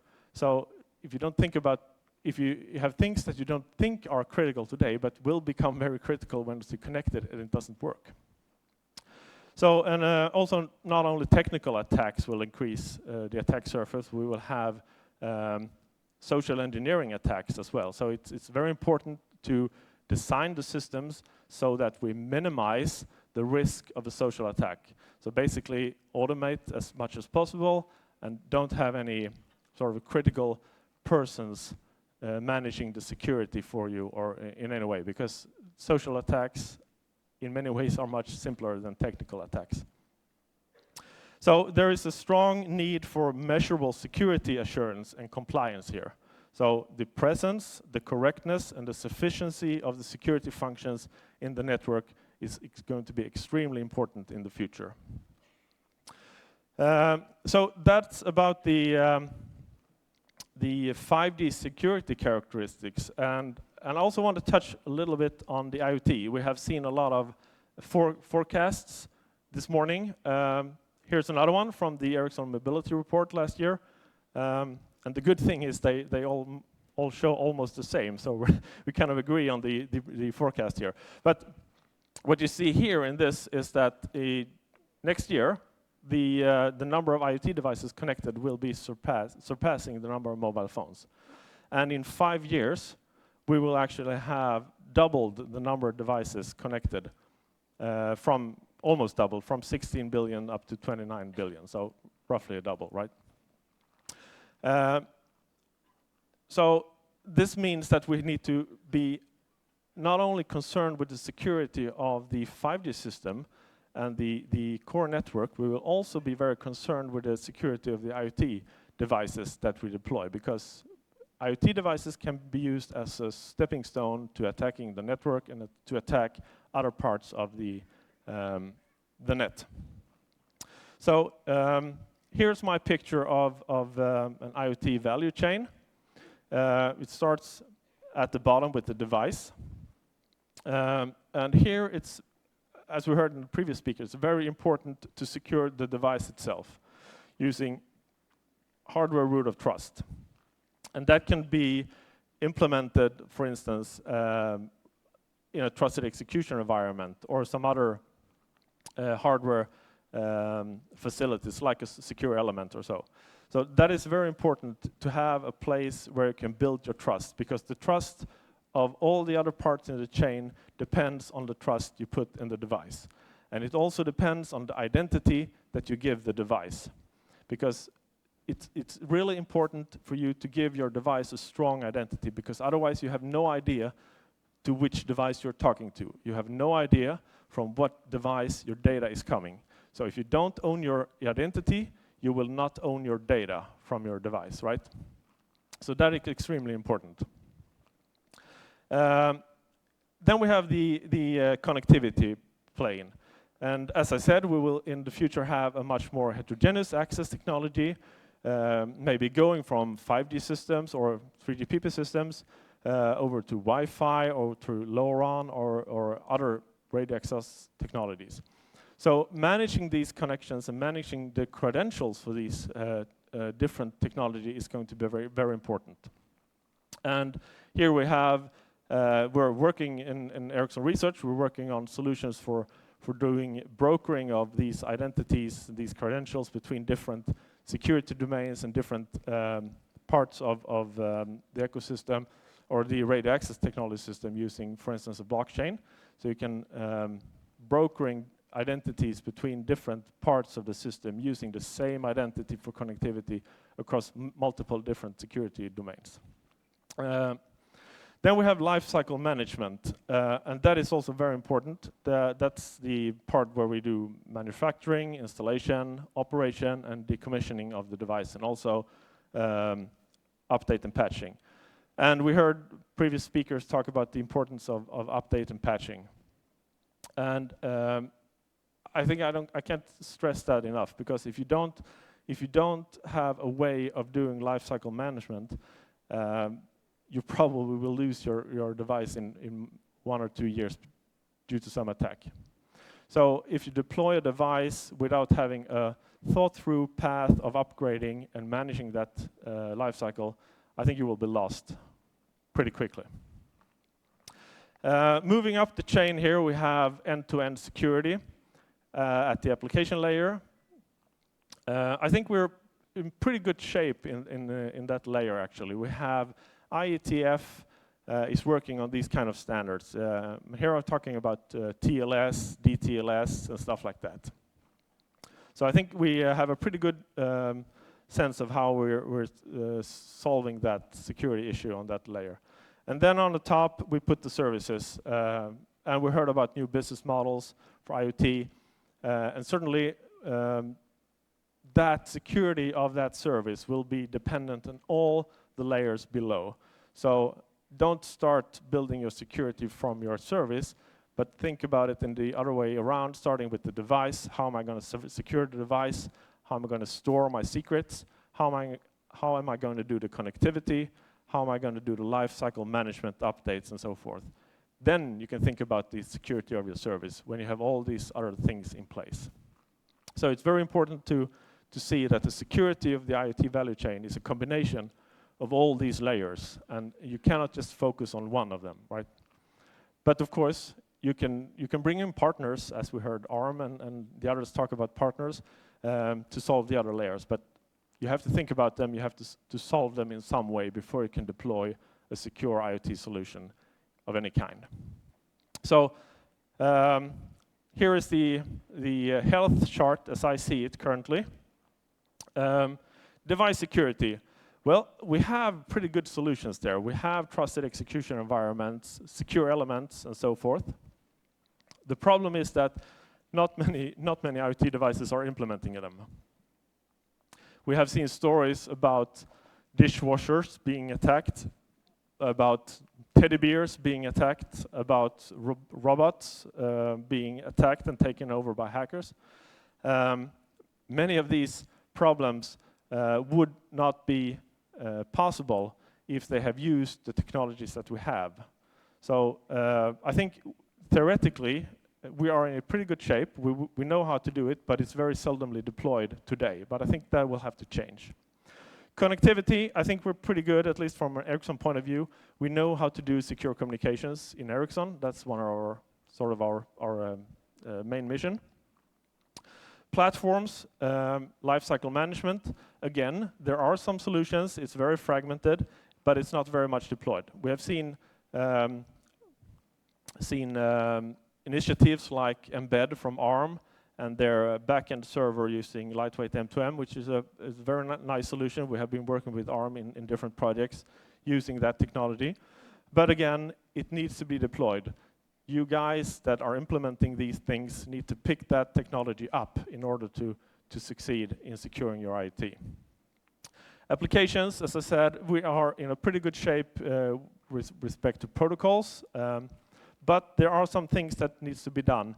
For instance, TLS and DTLS are very power consumption when it comes to transmission. It transmits a lot of bits, a lot of back and forth. So we need to develop protocols that are more suitable for low power IoT devices. And here Ericsson has done some work in IETF, defining security protocols like OS CoAP and things like that to provide you with better protocols suitable for low power devices. So there is some more work to do in that space. Services, I think once you have all the other parts sorted out, I think you guys know how to do a secure service by yourself. We have pretty good knowledge in that space. I think we're pretty green on that bar for the service. But there are things below that you have to consider when you're building your IoT system. So, wrapping this up with a summary, I think 5G will impact society in a much broader way than we can imagine today. When everything is connected, the importance of security in those systems will become extremely high. We have some new trust models and evolved threat landscape due to this. We have some increased privacy concerns that we're trying to address. And also the IoT security is a combination of all parts of the ecosystem. And I think that is very important for you to remember. So here is my three key takeaways. Number one, secure your cloud with trusted computing technologies. Secure your device with trusted execution environment technologies. And secure your data with strong identity management, because otherwise you don't own your own data. Thank you very much. And thank you very much, Dr. Ekdahl. Ladies and gentlemen, the next speaker will be Vic Maliala. He is the Vice President of FAE and Technical Marketing at Supermicro. Vic is responsible for enabling Supermicro technology through application-optimized server and storage solutions. Supported by his field engineering team, he works with key customers to drive strategic initiatives encompassing covered infrastructure, enterprise, data center, and high-performance computing. And Vic will be sharing the stage with Maury Lane. Maury is the director of the embedded system product, Supermicro. So now I would turn the program over to Vic. Thank you very much. My name is Vic, and I'm so excited to be here.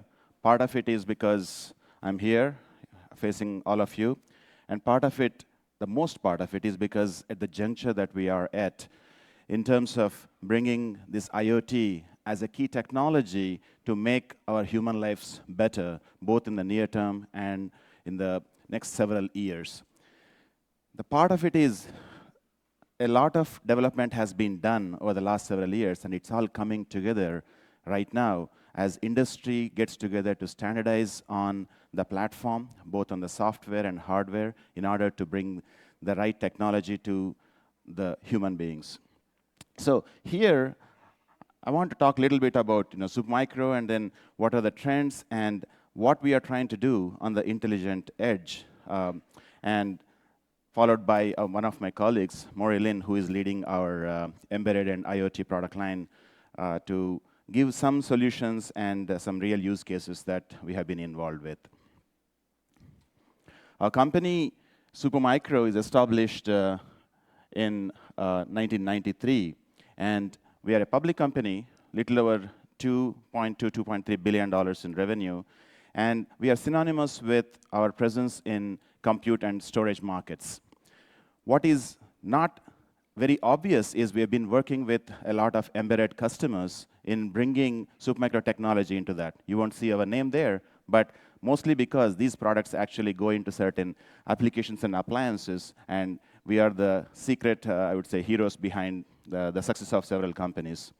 And if you take a look at what is happening in this embedded markets is that a lot of data is being created. So as some of our colleagues here mentioned this morning, from where we are, within the next 2 or 3 years, the number of smart devices and sensors is going to be in excess of 20 billion. Effectively, what it means is every day there are about 15 to 20 million devices and sensors are being added. Some of it generates a lot of content, some of it doesn't. Like, for example, something like this Apple Watch that's sitting on my hand, which is actually uploading some of the data onto the cloud. Probably it's doing like, hey, Vic has spent maybe like 5 calories today, probably by eating, right? So that's a very small amount of data that's being uploaded. Versus something which is a video type of content, which requires a lot more data need to be uploaded to the cloud. Problem with this is, if you take a look at, there are a few things here, in terms of an opportunity or a challenge and where it is going to lead to. One of the things is like a lot of data when it's being generated by these sensors. Number one thing is what kind of data is being generated. These devices, are they really smart devices or generally generic sensors? Because some of them have the security built in, but most of the devices that are getting added, they do not have the same security and same encryption and whatnot built in. So with all these different endpoints getting added, how do we make sure this data is handled in an efficient manner? The second part of it is that as the growth is coming because of these devices, how are we going to handle all this data? And the second thing is the security we were talking about. Some of the legacy devices do not have the same security encryption within the part of the device, as opposed to some of the new devices that are getting added. A lot of data, as I said, is getting created, which requires a different parameters to be handled. For example, some of the data that is, say for example, if you are talking about autonomous driving, where a lot of sensors are there in a car, and between the cars it needs to be managed, hopefully using LTE5 and whatnot, and the data is getting uploaded onto the cloud. The decisions need to be done in real time. Otherwise, human life is a danger, right? I mean, we could potentially avoid collisions because of that. Whereas, if you're taking something like the devices you have on your hand, which is like an iPhone or I would say Apple Watch or whatnot, the device doesn't need to be updating in real time because it's not really life-threatening. So type of the data being generated and how it needs to be handled is an important thing. And last but not least is when you're talking about the data being generated from all these things, multiple workloads need to be converged. Because one of the things is that as we create this content and we are managing this content, we need to make sure that it's being effectively and efficiently handled. Because all this thing is going to consume a lot more electricity and whatnot. And it is also going to be detrimental for the Earth. And what we are trying to do is, what are the things that we can do to make sure these things are done in an efficient manner, so we are going to hopefully have a greener Earth in future. So here, obviously, as a company in Supermicro, we are not in the development of the sensors and whatnot, but the expertise comes from the compute, storage, and networking parts. So if you take a look at this, the ecosystem, one of the things is that devices and sensors are generating a lot of content, are consuming content also, depending on what type of it is. And in the far end to the right are the data center elements, where depending on the type of data that need to be processed, a lot of compute storage is there, and this data will be processed, and whatever the analytics that need to be run, depending on how critical it is, it could be really managing on a low latency, high performance type of storage and high ability for compute, versus something on the other end which is not really that critical. In between are the two edges. One is the network edge that is actually taking all the data and managing it. So the data is going to be secured, number one, and it is going to be taking different types of workloads and converging them into a virtualized platform. This way, we are going to make it more efficient as well. So what ends up happening here is that all the data is going to be taken by and kind of aggregated into this network edge, and it is going to be processed in a way, whatever the data that need to be uploaded to the cloud or data center will be pushed onto the data center edge. Rest of it is going to be staying on premises here. And the other end, at the data center edge, is where the data sometimes need to be handled in real time or near real time. And in some other cases, it just need to be there because all the data doesn't need to be uploaded into a central location, because some of it is a temporary, doesn't need to be stored forever. So in which case, what ends up happening is the type of storage or whatnot on that, as I'm saying, it's like multiple network edge devices are actually pumping data into this. And the data center edge devices are requiring probably, depending on what it is trying to do, a lot of compute, a lot of storage, a lot of networking, or it could be a balanced architecture based on what the real need is. And most importantly, these things need to be energy efficient, because at the end of the day, the number of devices that we are talking about that is going to be handled, the amount of data that need to be processing is increasing day by day. So here, one of the things is that if you take a look at, this is an example of one of the examples of network edge. In this case, what we are trying to do is, as I was mentioning, few elements we are taking. Number one, it needs to be a compact form factor, and it needs to have an ability to handle huge amounts of network. Again, not all cases it's needed, but depending on what it is need to be done, so network is going to be important. Also, what we have done is we came and we started using Xeon D 4-core processor, partly because it supports virtualization. It is highly integrated SoC, and more importantly, it is having integrated network as a part of it, and it supports virtualization, and it's under 35 watts. So traditionally, what you would be using multiple 1U pizza boxes is all going to be collapsed in this kind of an environment using a very small form factor, highly integrated solution for that. On top of it, one of the things we were mentioning is about security. So in this case, we can actually use a crypto card as a part of this solution, which is going to make sure that the data is going to be encrypted and data is going to be secure. On the other end of it is we're talking about a product that is having a lot of storage, as a part of the solution. So in this case, we are seeing that, by using something like a Intel Atom 3000 series, which is going to scale anywhere from 2 cores all the way to 16 cores. Depending on what is the compute that is needed, in addition to just managing the storage, we'll be able to pick one. This is because, in this case, the consumption of power is low. This is mostly going to be used for either a warm or even cold storage. But this can be replaced with others. For example, in cases where you need to do real-time analytics without data going all the way to the edge, all the way to the data center, this can be handled, say, for example, all NVMe flash, for example, right? So this is going to be done in real time. So in this case, what we are trying to see is in a traditional environment where data is going to be managed both at the edge as well as at the data center, we are trying to figure out a way to create a secure environment and consolidate the workloads and be able to manage it more effectively between these, in this ecosystem.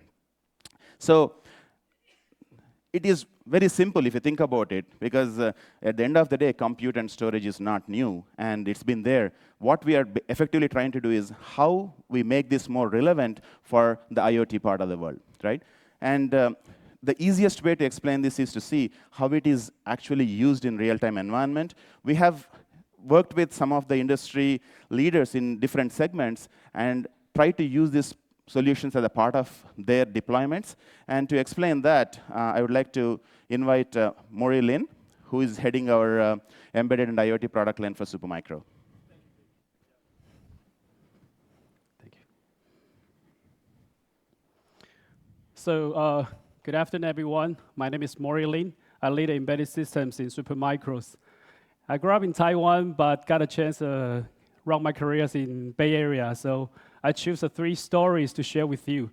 make it simple, nothing very difficult for you. So there'll be 3 stories will be shared by me. And before I share the stories, I would like to let you know, for us, building block solution is the one way we help you to scalable the solution. And I hope after these 3 stories, you can start to duplicate more ideas. We are here for you for edge computing idea. Let's take a look about the first story. I believe most of the presenter described lots of trends. Industrial 4.0, smart factory automations, sensor technology, how secure, how to make it automation possible. But everything, the ideas need to be powered by computing. So you still need to have a hardware. From our perspective, we try to make the computing not just inside the data center. We also move this kind of a power to the edge side. While we can help the factory automations, we don't do the replacements for their proprietary communication system inside the factory. Another way we help them to monitor the hardware surrounding the factories. I just give you an example. So many robot arms there you have to manage. You need to make sure the robot arm is under control. And also, there's a production, so data need to be secured. We have a customers that run the virtualization on the production line. They need to have the data redundancy. There's the IT managers as examples. Their team just accidentally delete the virtual machine. That virtual machine, for some people, probably just run other apps. But for the production side, virtual machine is make sure this robot arms will move as you expected. If this robot arm doesn't move as you expected, sometimes it will create casualties. You can imagine if the robot arm moves so fast, hit some operators, there will be a disaster there. So that's the reason why they need to have another secure set with a fanless control with these robot arms together. And our customers enjoy this because we help them to have the reliable solutions. And not just about that, because they prefer to have the local storage. There is a concept about the fog computing. People understood what is cloud computing in the past 10 years. And now the fog computing is also becoming ideas there to have the fast response back to the requirement from the field side. You have to make sure your device could be stored in the right compact storage device and run very fast with FPGA and also the CPU performance inside. I believe right now some people get lost. I say so many things, but just keep it simple. Think about this small tiny box here. It can help the customers store all the production data into this compact form factor. And then with this fanless device here to monitoring the factory's environment. So the IT manager, store manager, and also the factory managers allowed to see the status from the remote side. Because of sensor getting smarter, so you need to have a device to continuously monitor the working environment and then make sure they can have the best arrangement for their operation efficiency. We choose another easier way. Lots of people using cameras right now. And those photographers and also people do the content streaming right now. Our colleague in the Nangang host, they all can see my presentation right now because of the visualization at the edge. Think about it. So many high definition content you have to do the streaming. The streaming not just in the cloud, also happening at the edge side. I believe all of you have experienced lots of SNG cars right now surrounding this building because we're doing this live broadcasting right now. What kind of a server will be in their card? A PC? Definitely not. They need a server. And that server need to have the enough cores to processing the data. They need to have the fast storage there to make sure the data could be stored properly. And they also sometimes need to put some highlights so they do have a real-time playback. So because of this, our customers, they want to have a small, compact device with the powerful enough solutions inside their vehicles and help them to do the content streaming. And not just about that, the customers, they're also expecting more. The same concept, when I talk about the smart factories concept, in this mobile device, they need also have a place, storage their data. And that's why you can see another story. Again, there's a box here happening with the data protections, with the streaming server here, and also with the possible with the video transcoding inside this small server. We all have this live demos in the COMPUTEX booth. This will be the last story I want to share. It's very easy for you to understand. 7-Eleven was so popular in Taiwan right now, right? And also the customer from around the world. You definitely have a retail space in your daily life. One of the Fortune 20 customers, there's a billion SaaS revenue companies working with the Supermicro, deploy thousands of servers across the whole United States.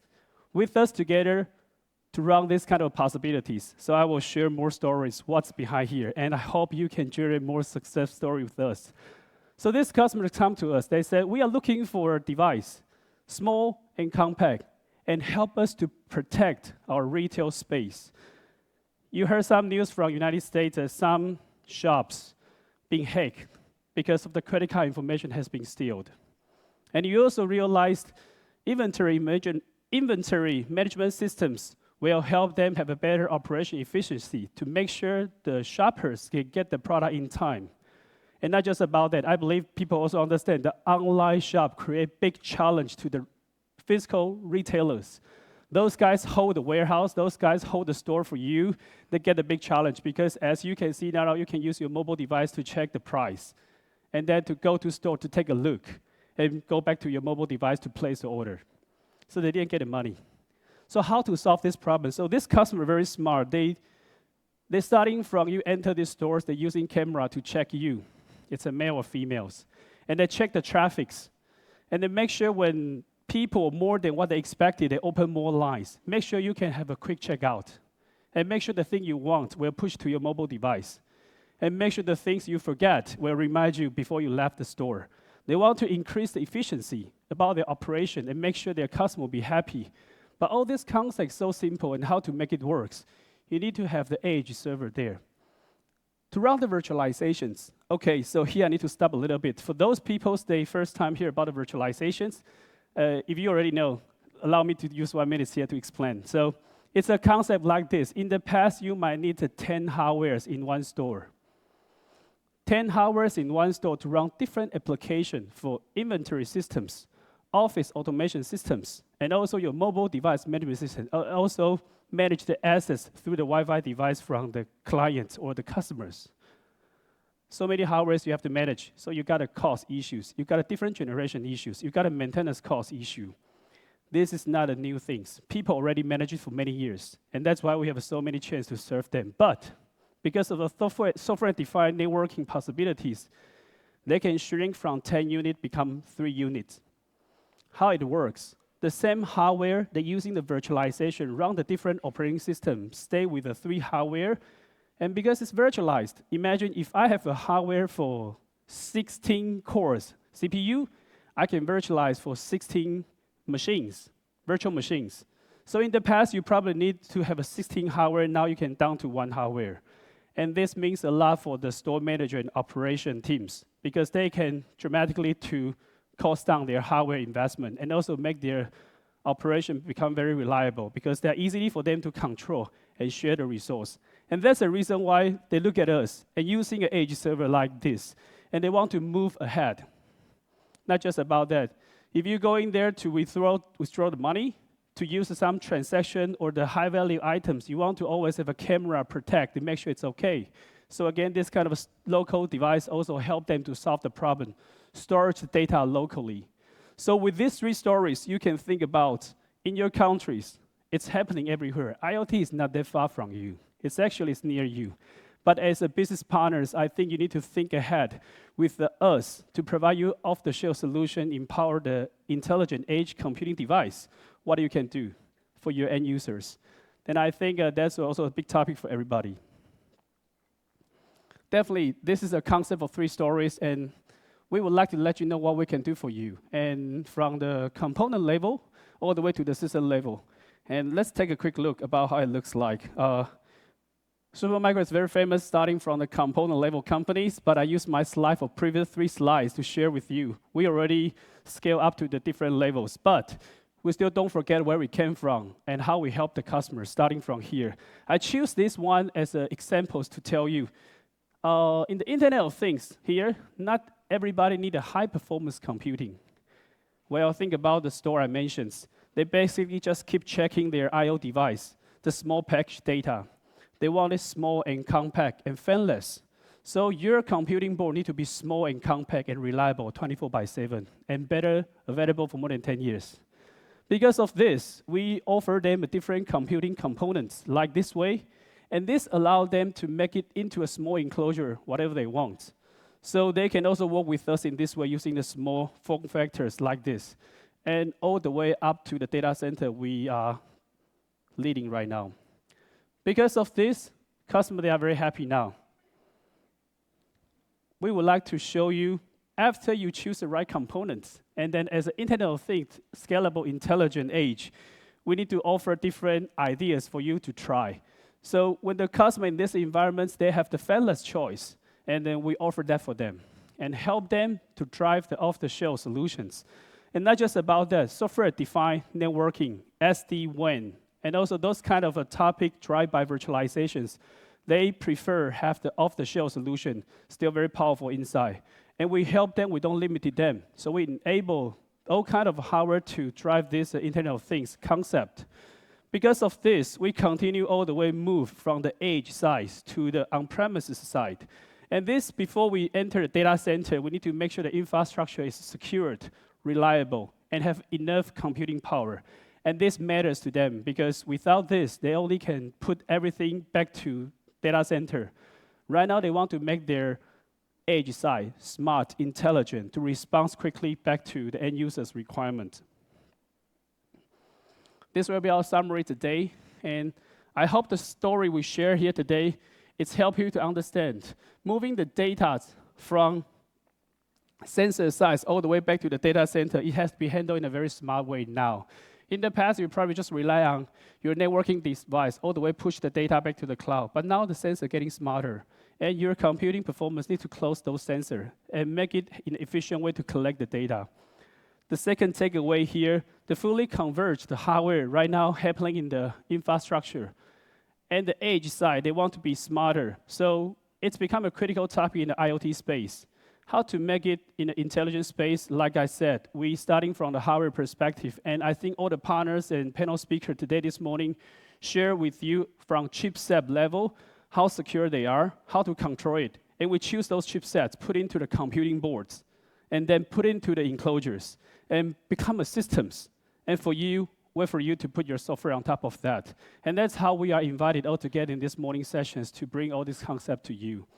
The last topic here, Supermicro want to let you know, we are providing the building block solution for embedded and server systems. And it's our great honor here to show all the presentation here today. And by the way, you can see surrounding you, there are some panel here, right? We also won the award, the COMPUTEX D&I Award 2017.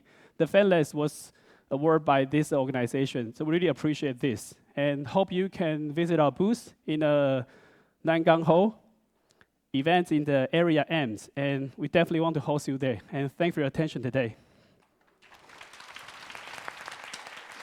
Thank you.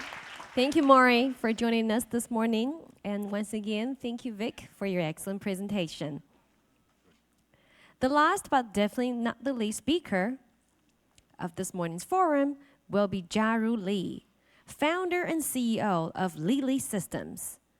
Jaru Lee leads the development and execution of the company's long-term strategy and growth.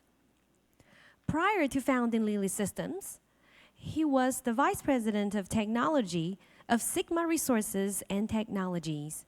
He has more than 20 years of experience in wireless technologies and was software architect, project lead, and software engineer at Extreme Networks and Cisco Systems. Moreover, he also actively participates in the standards bodies defining next-generation wireless architecture. Now let us put our hands together and give a very warm welcome to Mr. Jaru Lee.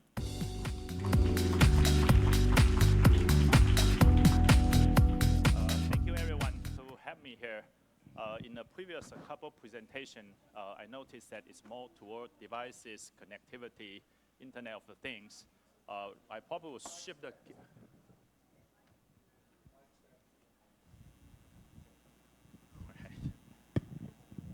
first challenge of connectivity. All right. I will probably spend a couple minutes in today's conversation to talk about how the transportation connect to you. As a rider, we every day take the subway, take the city bus, but we never really know how the system works. I will also spend a couple minutes to let you guys know how the system works. Before we go to talk about the future, we still need to spend a couple minutes to understand what is the selection criteria, or what do we call it as a very, very good transportation system. First of all, safety. Safety is probably the most important keyword in transportation. Safety just to make sure you can get to your destination safely. Second is a customer satisfaction. Try to allow you to maintain your daily routine. If you are at home, you keep watching your TV. If you are in the office, you can still do your WebEx meeting.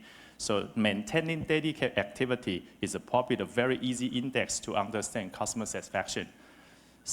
Number 3 is efficiency. Efficiency just try to get you to your destination faster. That's also the reason we take the high-speed rail. Busy traveler like me, when I reach the Taipei airport, I either go for door-to-door service by taxi or I go to high-speed rail to go to my next meeting. So efficiency will be one of the very important aspects of the transportation system. Next one, green. More and more people are more environmental aware. If we have choices, we will select the transportation mode that probably produces less greenhouse gases.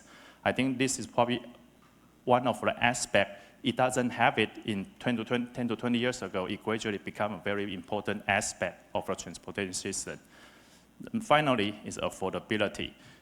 Everybody wants to travel the further distance with a less price. I think this is probably self-explanatory. I probably don't need to spend too much time in this particular aspect.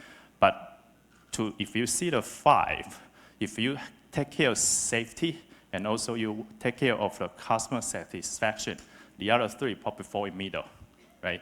If you are happy with your transportation system, you're happy to take it, you're happy to take the public transportation, you probably do not want to drive. I see more and more younger generation of people, they give up on their car, they're happy to take the subway. I think most of the people in mega city, you guys have the same feeling. Next page, I can spend a couple minutes to introduce my company. Before doing so, maybe I spend a couple minutes to introduce myself also. I graduated from one of the national university in Taiwan, Cheng Kung University, finished my undergrad and also a grade school, computer science and electrical engineering. After that, I finished my military services. I went to University of Illinois, Urbana-Champaign to finish my degree. Then I moved to California. Guess what? When you move to California, you study your 20 years of the entrepreneurial training class.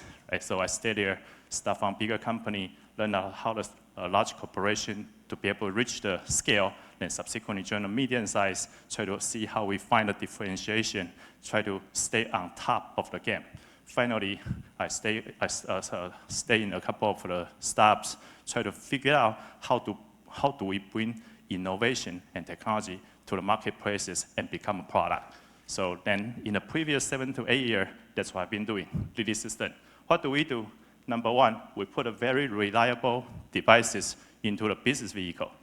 In business vehicle, you have a lot of sensor, you have a lot of statistics, then you use IoT technology to pull the data back to the central office. In central office, you started to use the big data analysis, business application, try to derive the business value for the end user. By saying end user, you have 2 types. One is real, the train operator, bus operator, or Uber type of people. Second is you. So I think this particular conversation, this particular talk, I try to focus on you.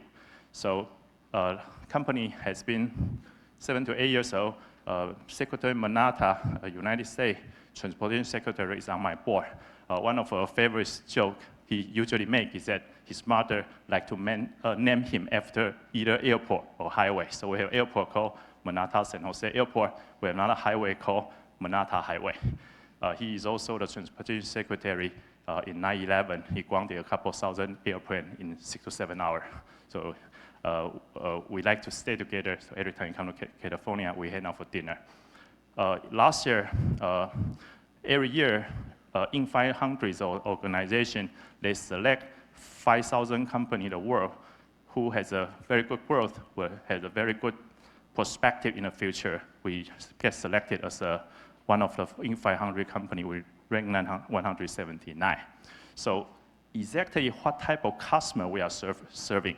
Number 1, if you stay in Bay Area, you probably try to collect logo. So those are right-hand side, those are logo we collected, Tesla, Twitter, LinkedIn. We provide connectivity to their corporate buses. On the left-hand side, on the railroad industry, that's more interesting.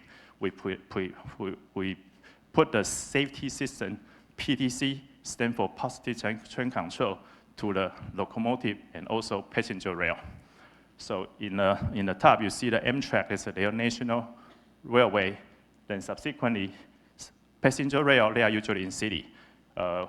East Coast, you get New York, we service the New Jersey Transit. Chicago, we service Metra. On the West Coast, Los Angeles, we service Metrolink. Then those are passenger rail. But if you don't necessarily have a sufficient background about the United States Railroad, passenger rail is 9% of the market. Freight railroad is 91% of the market. So if you see the middle, those are a couple company, those are our customer in freight industry. If I put picture in front of you guys have a much more stronger feeling. Left-hand side, this picture, those are United States Railroad. If you come from telecom industry, you probably notice that it's probably very similar to your fiber backbone. Guess what? We put fiber backbone next to the railroad track. So in Canada, we get Canadian National, Canadian Pacific. In Mexico, we get KCS to be our customer. If you really see the middle diagram in domestic United States, in this particular area, you see a diamond shape of the track, this area. After we deploy, we also have a diamond shape of a shape in the middle. That is approximately 24,000 devices, hardware, software put in the field. We constantly sending 6,000 to 7,000 messages per second back to the office. We are the communication system provider for this. Locomotive, give or take, probably $5 million per piece. Light rail, probably $3 million per piece. For high-speed rail, Taiwan system, probably $46 million. So if you get it one way or the other, give or take, probably $20 billion except we are managing or our customer is managing. So this is one of the power of IoT. Railroad intrinsically is a gigantic IoT. So we collect sensor back to the office, we do business behavior, provide value to our customer and also to rider. So you are going to ask me, what is a PTC? This is PTC. In 2008, there was a train accident in Los Angeles. Then after that, Congress issued a congressional mandate, have all the passenger rail and the freight rail carry hazardous material to install a system called PTC. So what does that mean? Long story short, it's a communication-based train control to avoid train collision, to avoid work zone incursion, and also provide overspeed, regulated speed driving. So those are approximately the three system behavior the system is providing. Next page. So what does that really mean by positive train control? That also means that on the right-hand side, you have all the signal light sending back to the office. You have also the operating procedure understood by railroad driver. If a driver does not necessarily follow the driving rule and also, or he is speeding, central office will see it, to issue a command to brake. So what's the difference between this particular type of IoT and the regular people talk about IoT? Number one, real time. Number two, very high reliability. You need a lot of testing, validation to make sure you can brake the car safely. Right now, if you are driving a Toyota car, driving a Mercedes-Benz car, if I tell you, when you are driving, I can hit a brake in a central office, you probably need to retake your driver licenses. So a lot of training also go behind this for all the railroad worker, driver, and system maintainer to understand system of the PTC is coming. So that's what we are doing. After you have gigantic network with a communication system in between, the next very important aspect is the right-hand side, top corner, efficiency. So what does that mean? In the green color, we start to read the dynamic brake sensor. Dynamic brake sensor, what does that mean? When you hit the brake, they regenerate, they take the kinetic energy, become electrical energy, put it back to the power grid. So it's green. So remember one of the aspects I talk about, very important selection criteria for the future generation of the transportation system. Green is one of the selection aspects. Green color, I draw it there, that's a green. Second, we read brake pipe pressure, speed, your gas, and also your handbrake. So we know each single aspect of the vehicle. We can provide safety overlay for the driver when we understood the vehicle is not behave according to the driving policy, system is going to kick in. That's what PTC really means. Therefore, with a very good IoT, I also provide you safety, efficiency, and also give you a very good system matrices. So this picture probably give you a very, very clear definition of what that means. In the railroad industry, United States have 7 class 1. They are gigantic. They are probably 19 billion, 23 billion a year with a 15 to 20% net profit. So they are a very healthy company, give or take. They're probably 100 to 150 billion aggregate market. With that, if you can, every year they probably have a $10 billion OPEX, out of which 1/3, probably $3 billion, is a petrol expense, gas, oil. So if we have a system like this, using IoT technology, we approximately can save the we probably can improve the fuel efficiency probably 6 to 10%, give or take, $200 to $300 million per year. So previously, there was a presentation talk about 250K. If you have a network size like this, IoT is very helpful. You're saving $300 million per year. Let's say you take 10 years, it's $3 billion. $3 billion, no matter what type of communication network or IoT devices, is definitely justified. So next page, we take the same system, we start to adapt into subway, buses. So if you have a subway and buses with a safety record, is historically pretty good. If we have more rider to ride a subway system or public transportation, we as a society, we have less people driving, we have less fatality. So we call that green. We have more people driving, sitting on a subway system, public transportation. You are not only improve safety and also have a green system. These are a couple pictures that our customer put together. In the left-hand side is an A car and B car with a C section in the middle. They probably can sit 66 people with 220 people standing. If we, in a rush hour, you can put 3 cars together. On the right-hand side, you can put three vehicles together. 1 o'clock in the morning coming back, next morning, 4:30 in the morning, they go out. So vehicle is on the street, probably 20 hours to 18 hours per day. And the railroad car, every year, they are very easy to put a 200 miles into the car. So to give a sense of every year, they probably can put 200 miles of the mileage into the vehicle. Give you a little sense about the vehicle. If you buy a regular sedan, in probably 9.4 years, the car is going to retire. That approximately put 150,000 miles into the car. So this type of rail car, 1 year equal to your lifetime of your home vehicle. So they are very reliable. So with the car is so reliable, it's unavoidable that you still see the car break. When car break, it's a customer satisfaction problem because you need to have a passenger to get off the car, go to another car. So it'll be very important to have a system you can do preventive maintenance, and also when you have a system having a problem, try to real-time figure out with the control center together what is the appropriate action to take as the next step. So in this particular example, the car number 112-137 on the left-hand side of the door does not close. In subway operating procedure, if the door doesn't close, train does not move. So in this particular example, driver can see it in a central screen, central office won't see it. So therefore, in this particular system, we provide a very reliable link, allow you to have a central control officer to work with the train driver, try to debug devices on the car.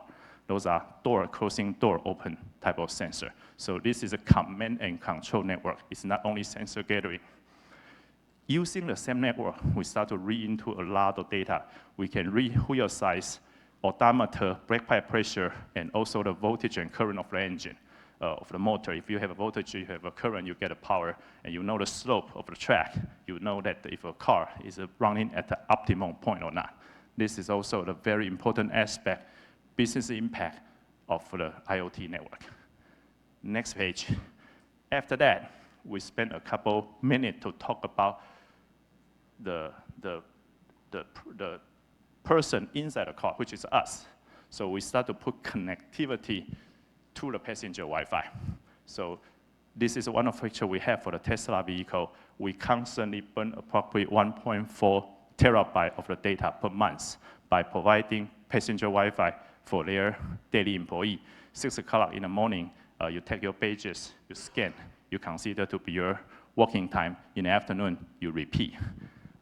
They approximately burn 550 megabytes in average per employee per month. So they're physically really doing the office work by accessing Oracle, by doing a WebEx meeting.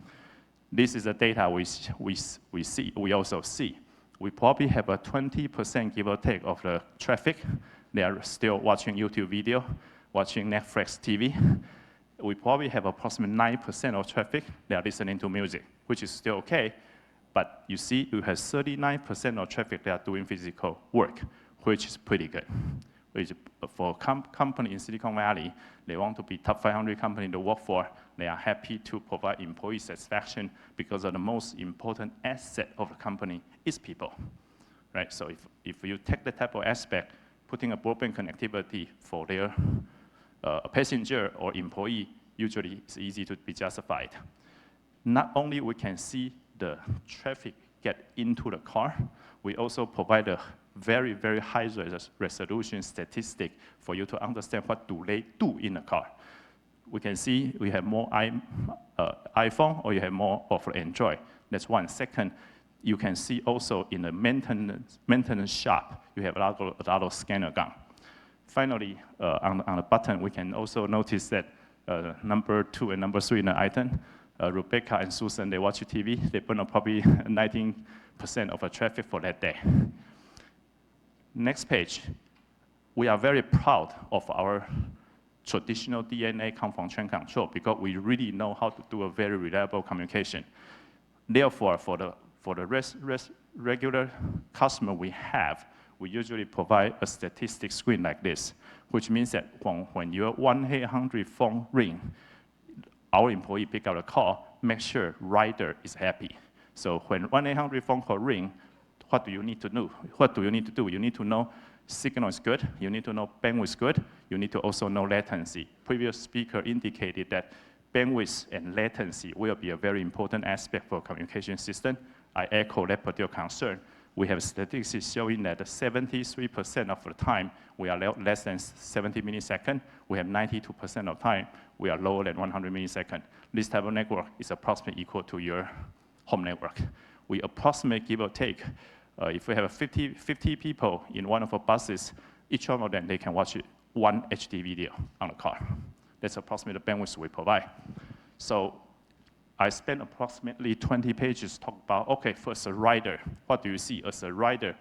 What type of thing happen behind the thing for train to operate safely, economically, and also with a very, very high customer satisfaction. 3 aspects, very reliable communication to the vehicle. Also, previous couple presentations also indicated fog computing or edge computing to collect statistics, collect sensor data. Using reliable communication, send it back to the office, start to conduct big data analysis. This big data analysis is really important. Using my previous example, talk about fuel economy, fuel efficiency. We can save 6% to 10% of a $3 billion for the fuel, which is a lot of money to save. For any public servant or a private enterprise operating buses and trucks, there's a lot of money to be saved. So this is a picture. I maybe in summary tell you what that is, what that really means. Think about it. If you go to Starbucks give or take 200,000, 300,000, maximum not more than 500,000. You can put a very reliable connectivity in a Starbucks. When you have a cash register, you probably don't expect it's going to break. If a light rail vehicle is already 3 million, high-speed rail is 46 million, to put a very reliable connectivity, I think is mandatory, right? Then you can see how much money you are willing to pay. In the top, there's a purple line that's called internet. If you do not want to pay internet to your passenger services, you can turn it off, but do not sacrifice the other ones. Those are sensor aggregation with a mission-critical data sent it back to the central control. That's step 1. Step 2, all the algorithm, big data analysis, have a command and control, send it back to the vehicle. That is very important. Those are for safety aspect. So a very good communication network for a car or transportation industry is uplink reliable, downlink sending command and control. Those are mandatory requirements for very reliable and safer transportation industry in the future. So after you collect all the data, we also, Lily as a company, will spend a lot of time trying to figure out what is meaningful for the people in the control room. If you see this picture, you probably have a 100, 200 screen. Each screen must mean something to them. Each screen must either improve safety or reduce cost for them, improve customer satisfaction for them. So this picture, each screen is meaningful. But train operation or busing operation, they have a different type of operating model. Right-hand side, those are central control type of model. Left-hand side, top corner, they are division control type of model. Left-hand side, lower corner. In Europe, when people who is a security officer look into the CCTV on the vehicle, they usually need special room with a privacy. Therefore, they don't show in the central office. Central control floor, they show in a private room. So left-hand side, lower corner, there are a lot of time they are security officers screen. So before we move on to the future, I probably, until this point, I cover whatever we believe it will be an important aspect for the transportation industry. So next, I think the whole world understands electric vehicle, autonomous vehicle, and smart city. Everybody believes this is going to happen. Why and how? In the next maybe 5 pages, I'm going to cover that. Specifically, if you see this picture is relatively important. Buses is probably 10 times safer than you are driving a car. Railroad is probably 30 times safer than you are driving a car. So number one, if you can avoid driving a car, maybe at the end of the day, it's safer for you. Right now, if you really want to put an autonomous vehicle on the street, to see which road you believe they will sit in, they got to be at least better than driving. Otherwise, you're not going to use it, right? So autonomous vehicle, 4.45, that number need to be better than that, minimum. This particular picture for Asia, Taiwan audience is probably specific. Motorbikes is very, very dangerous. They are probably 10 times even worse than driving a car. But this is self-explanatory. Another point to notice is that you can see the rail and air is probably the same order. So air is very safe. Railroad is pretty safe also. Rail has a little bit better fuel economy. They have a better on-time record. If you see the newspaper, American Airlines, they cancel the flight. They do a lot of debooking. So railroad usually, at least in railroad industry, they don't do that. So customer satisfaction, not only on on-time record, but also on the customer feeling in reliability. If I get on the airplane, I probably would debooked. Then that's another style of the customer dissatisfaction. So to make the autonomous vehicle go, there are 2 aspects I believe will happen. Number one, vehicle will become similar to railroad, similar to airplane, put a computer. The computer can take over, can proactively take over the control if necessary. So 1984, there's a mid-air collision. Subsequently, 1987, United States requests all the airline more than 90-seater installed today what you know, ATC, air traffic control. The system we are providing is PTC. So air, rail, and eventually will become car. So car eventually is going to have a system. It's an overlay safety system on top of what they have today. Second is a vehicle is going to have a vehicle to central office reliable communication to make sure all the activity is coordinated. If you see the safety record of air and also the rail, what is a common scenario? They all have a very reliable central control. So central control makes sure signal to vehicle is coordinated. Also make sure vehicle to vehicle is coordinated. But it's not necessary what type of communication media they are mandating. It's a behavior they are mandating. So with a safety overlay, with a central traffic control, we believe eventually the car will be safer. Then it will lead into the autonomous vehicle after that. So second aspect, again, no matter what type of future system you are providing, still customer satisfaction is very important. Avoid debooking, have a very reliable schedule, and also make sure a vehicle doesn't break down in the middle of nowhere. Those are customer satisfaction index, simple. Second, maintain your daily routine. If you're a student, keep doing homework. If you're an office worker, still doing your WebEx, still doing your phone call. If you are regular people, stay in the living room, make sure I can still watch TV at the appropriate cost. So those are what I call it. Make sure you have a regular routine life when you are on the wheel. Finally, we work with a lot of transportation industry. We noticed that the Wi-Fi is the easiest and cheapest way to gain customer satisfaction, surprisingly. It's probably similar to 10 to 15 years ago when you do hotel.com, do the hotel booking, you probably select which one has free Wi-Fi. I think this is probably directly the same. Number one, without it, you want to select a hotel or vehicle, you have it. Second, when you go to a hotel, if the connectivity is not good, you give them 1 star, you don't give them 5 stars. So I think reliable connectivity for Wi-Fi will be the future. Think about it, vehicle is probably $3 million to $40 million per piece. Put a reliable device is not super expensive. I noticed that there are a lot of industries thinking about putting a low-end, $100, $200 stealing type of device on a vehicle. I think eventually that will gradually go away. I think people know that mean time between repair is very important. In a subway system in New York, they published a statistic.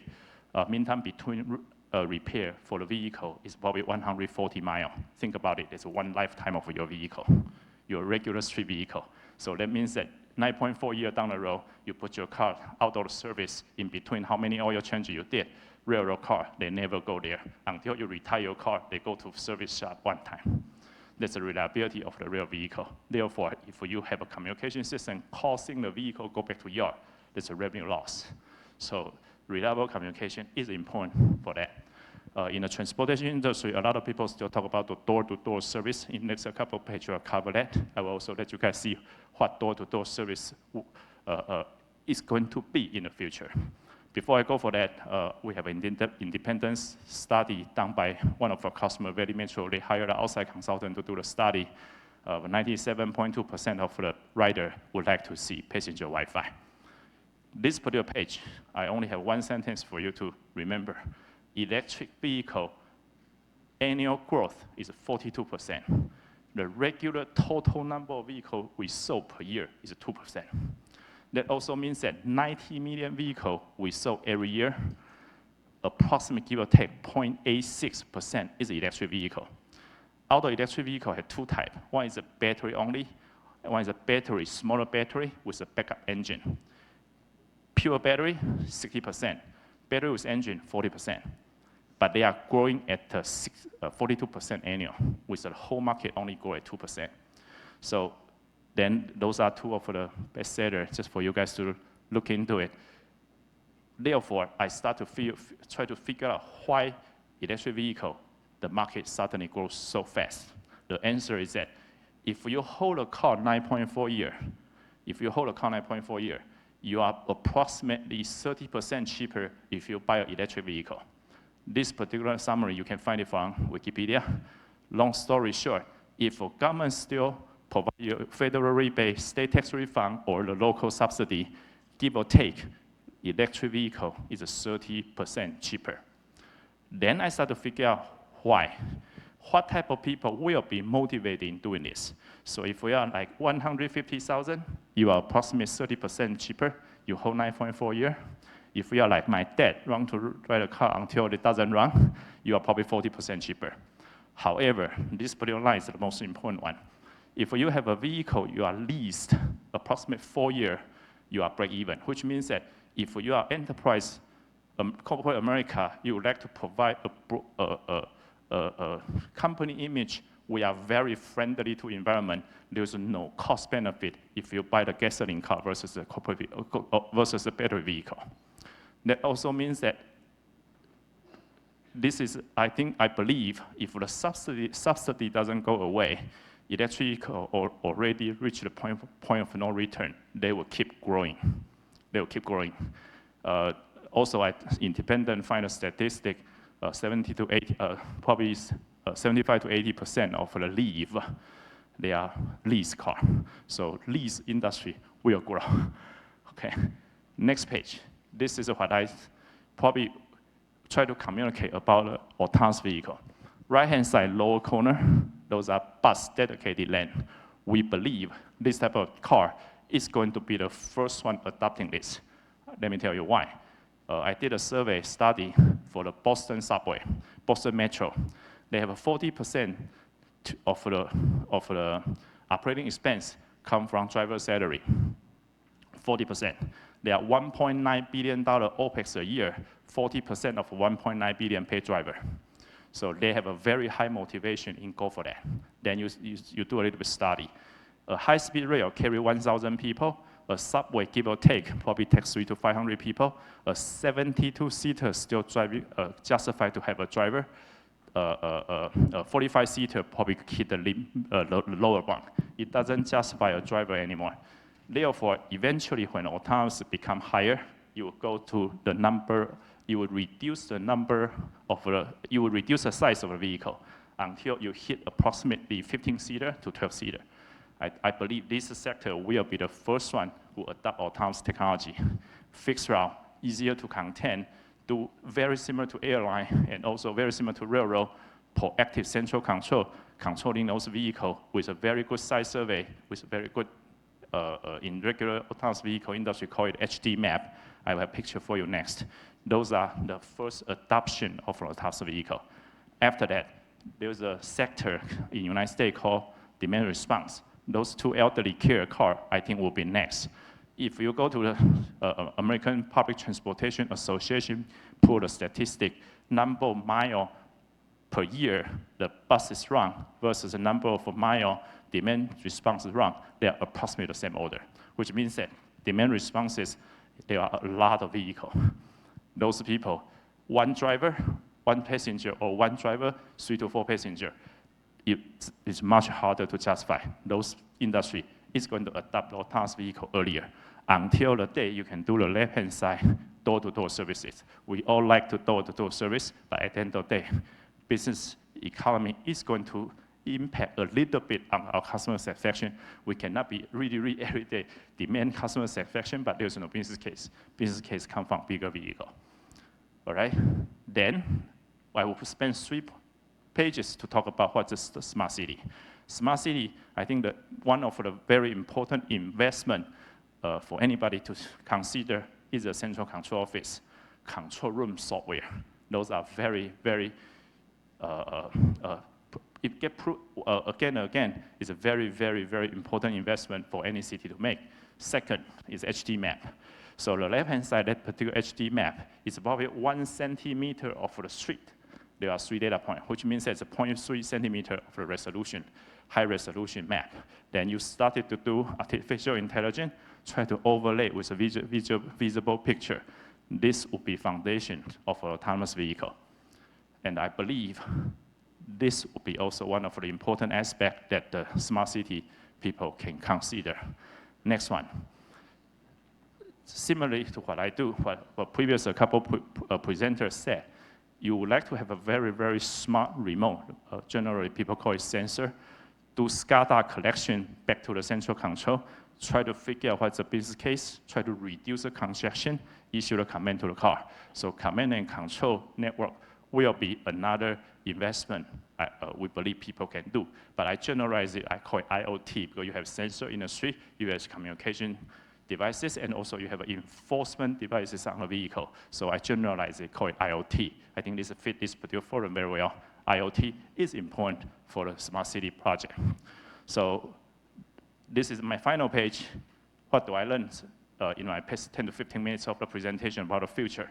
Number one, we believe electric vehicle already reached the point of no return, 30% cheaper if you own a car 9.4 year. Leasing industry is going to grow because you remove the capex.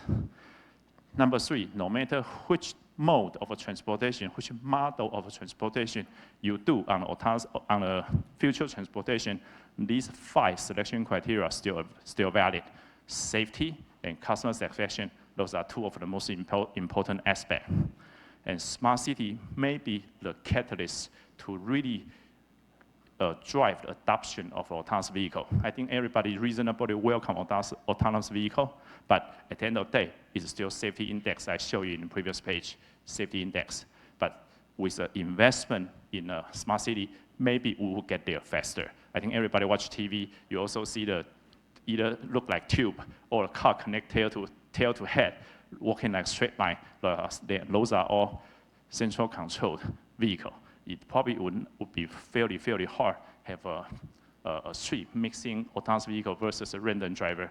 Then at the end of the day, who will be the people who pay the insurance if there's a small accident here and there? So central control will be a solution. Smart city, two focus area. Number one, focus on IoT innovation, especially on control room software.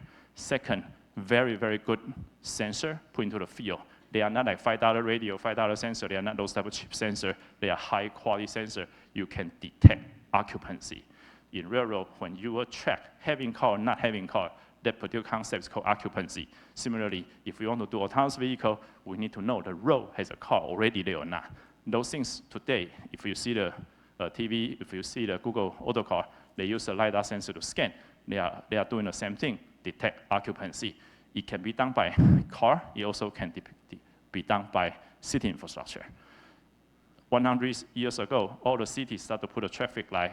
I think, believe it or not, eventually, city light concept will still remain, just that the lighting behavior is going to be a lot more intelligent.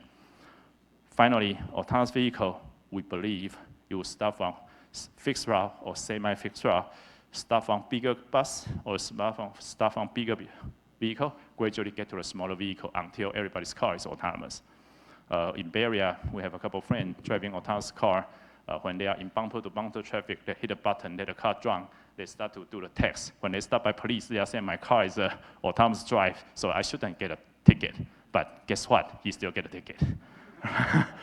So this particular page concludes my presentation. Thank you, everyone. I will let everybody go for lunch. Thank you very much for joining us this morning, Mr. Jaru Lee. And with that, we conclude this morning's program. 各位贵宾，我们今天早上的议程到此就圆满落幕了。下午的人工智慧论坛将于2点开始，下午1点40分开放入场。May I remind you that the CPX conference on artificial intelligence will take place at 2 o'clock in the afternoon. The doors will open at 1:40. 我们也同时提醒在座的所有贵宾，在您的名牌的背面有一个 QR code， 您可以用您的智慧手机来扫描 QR code， 可以见到更多的议程详情。同时，我们也请您花几分钟的时间为我们填写线上问卷，凭完成的截图就可以到我们的报道台兑换数位时代1本。我们现在进行午餐休息时间。And ladies and gentlemen, we will now break for lunch.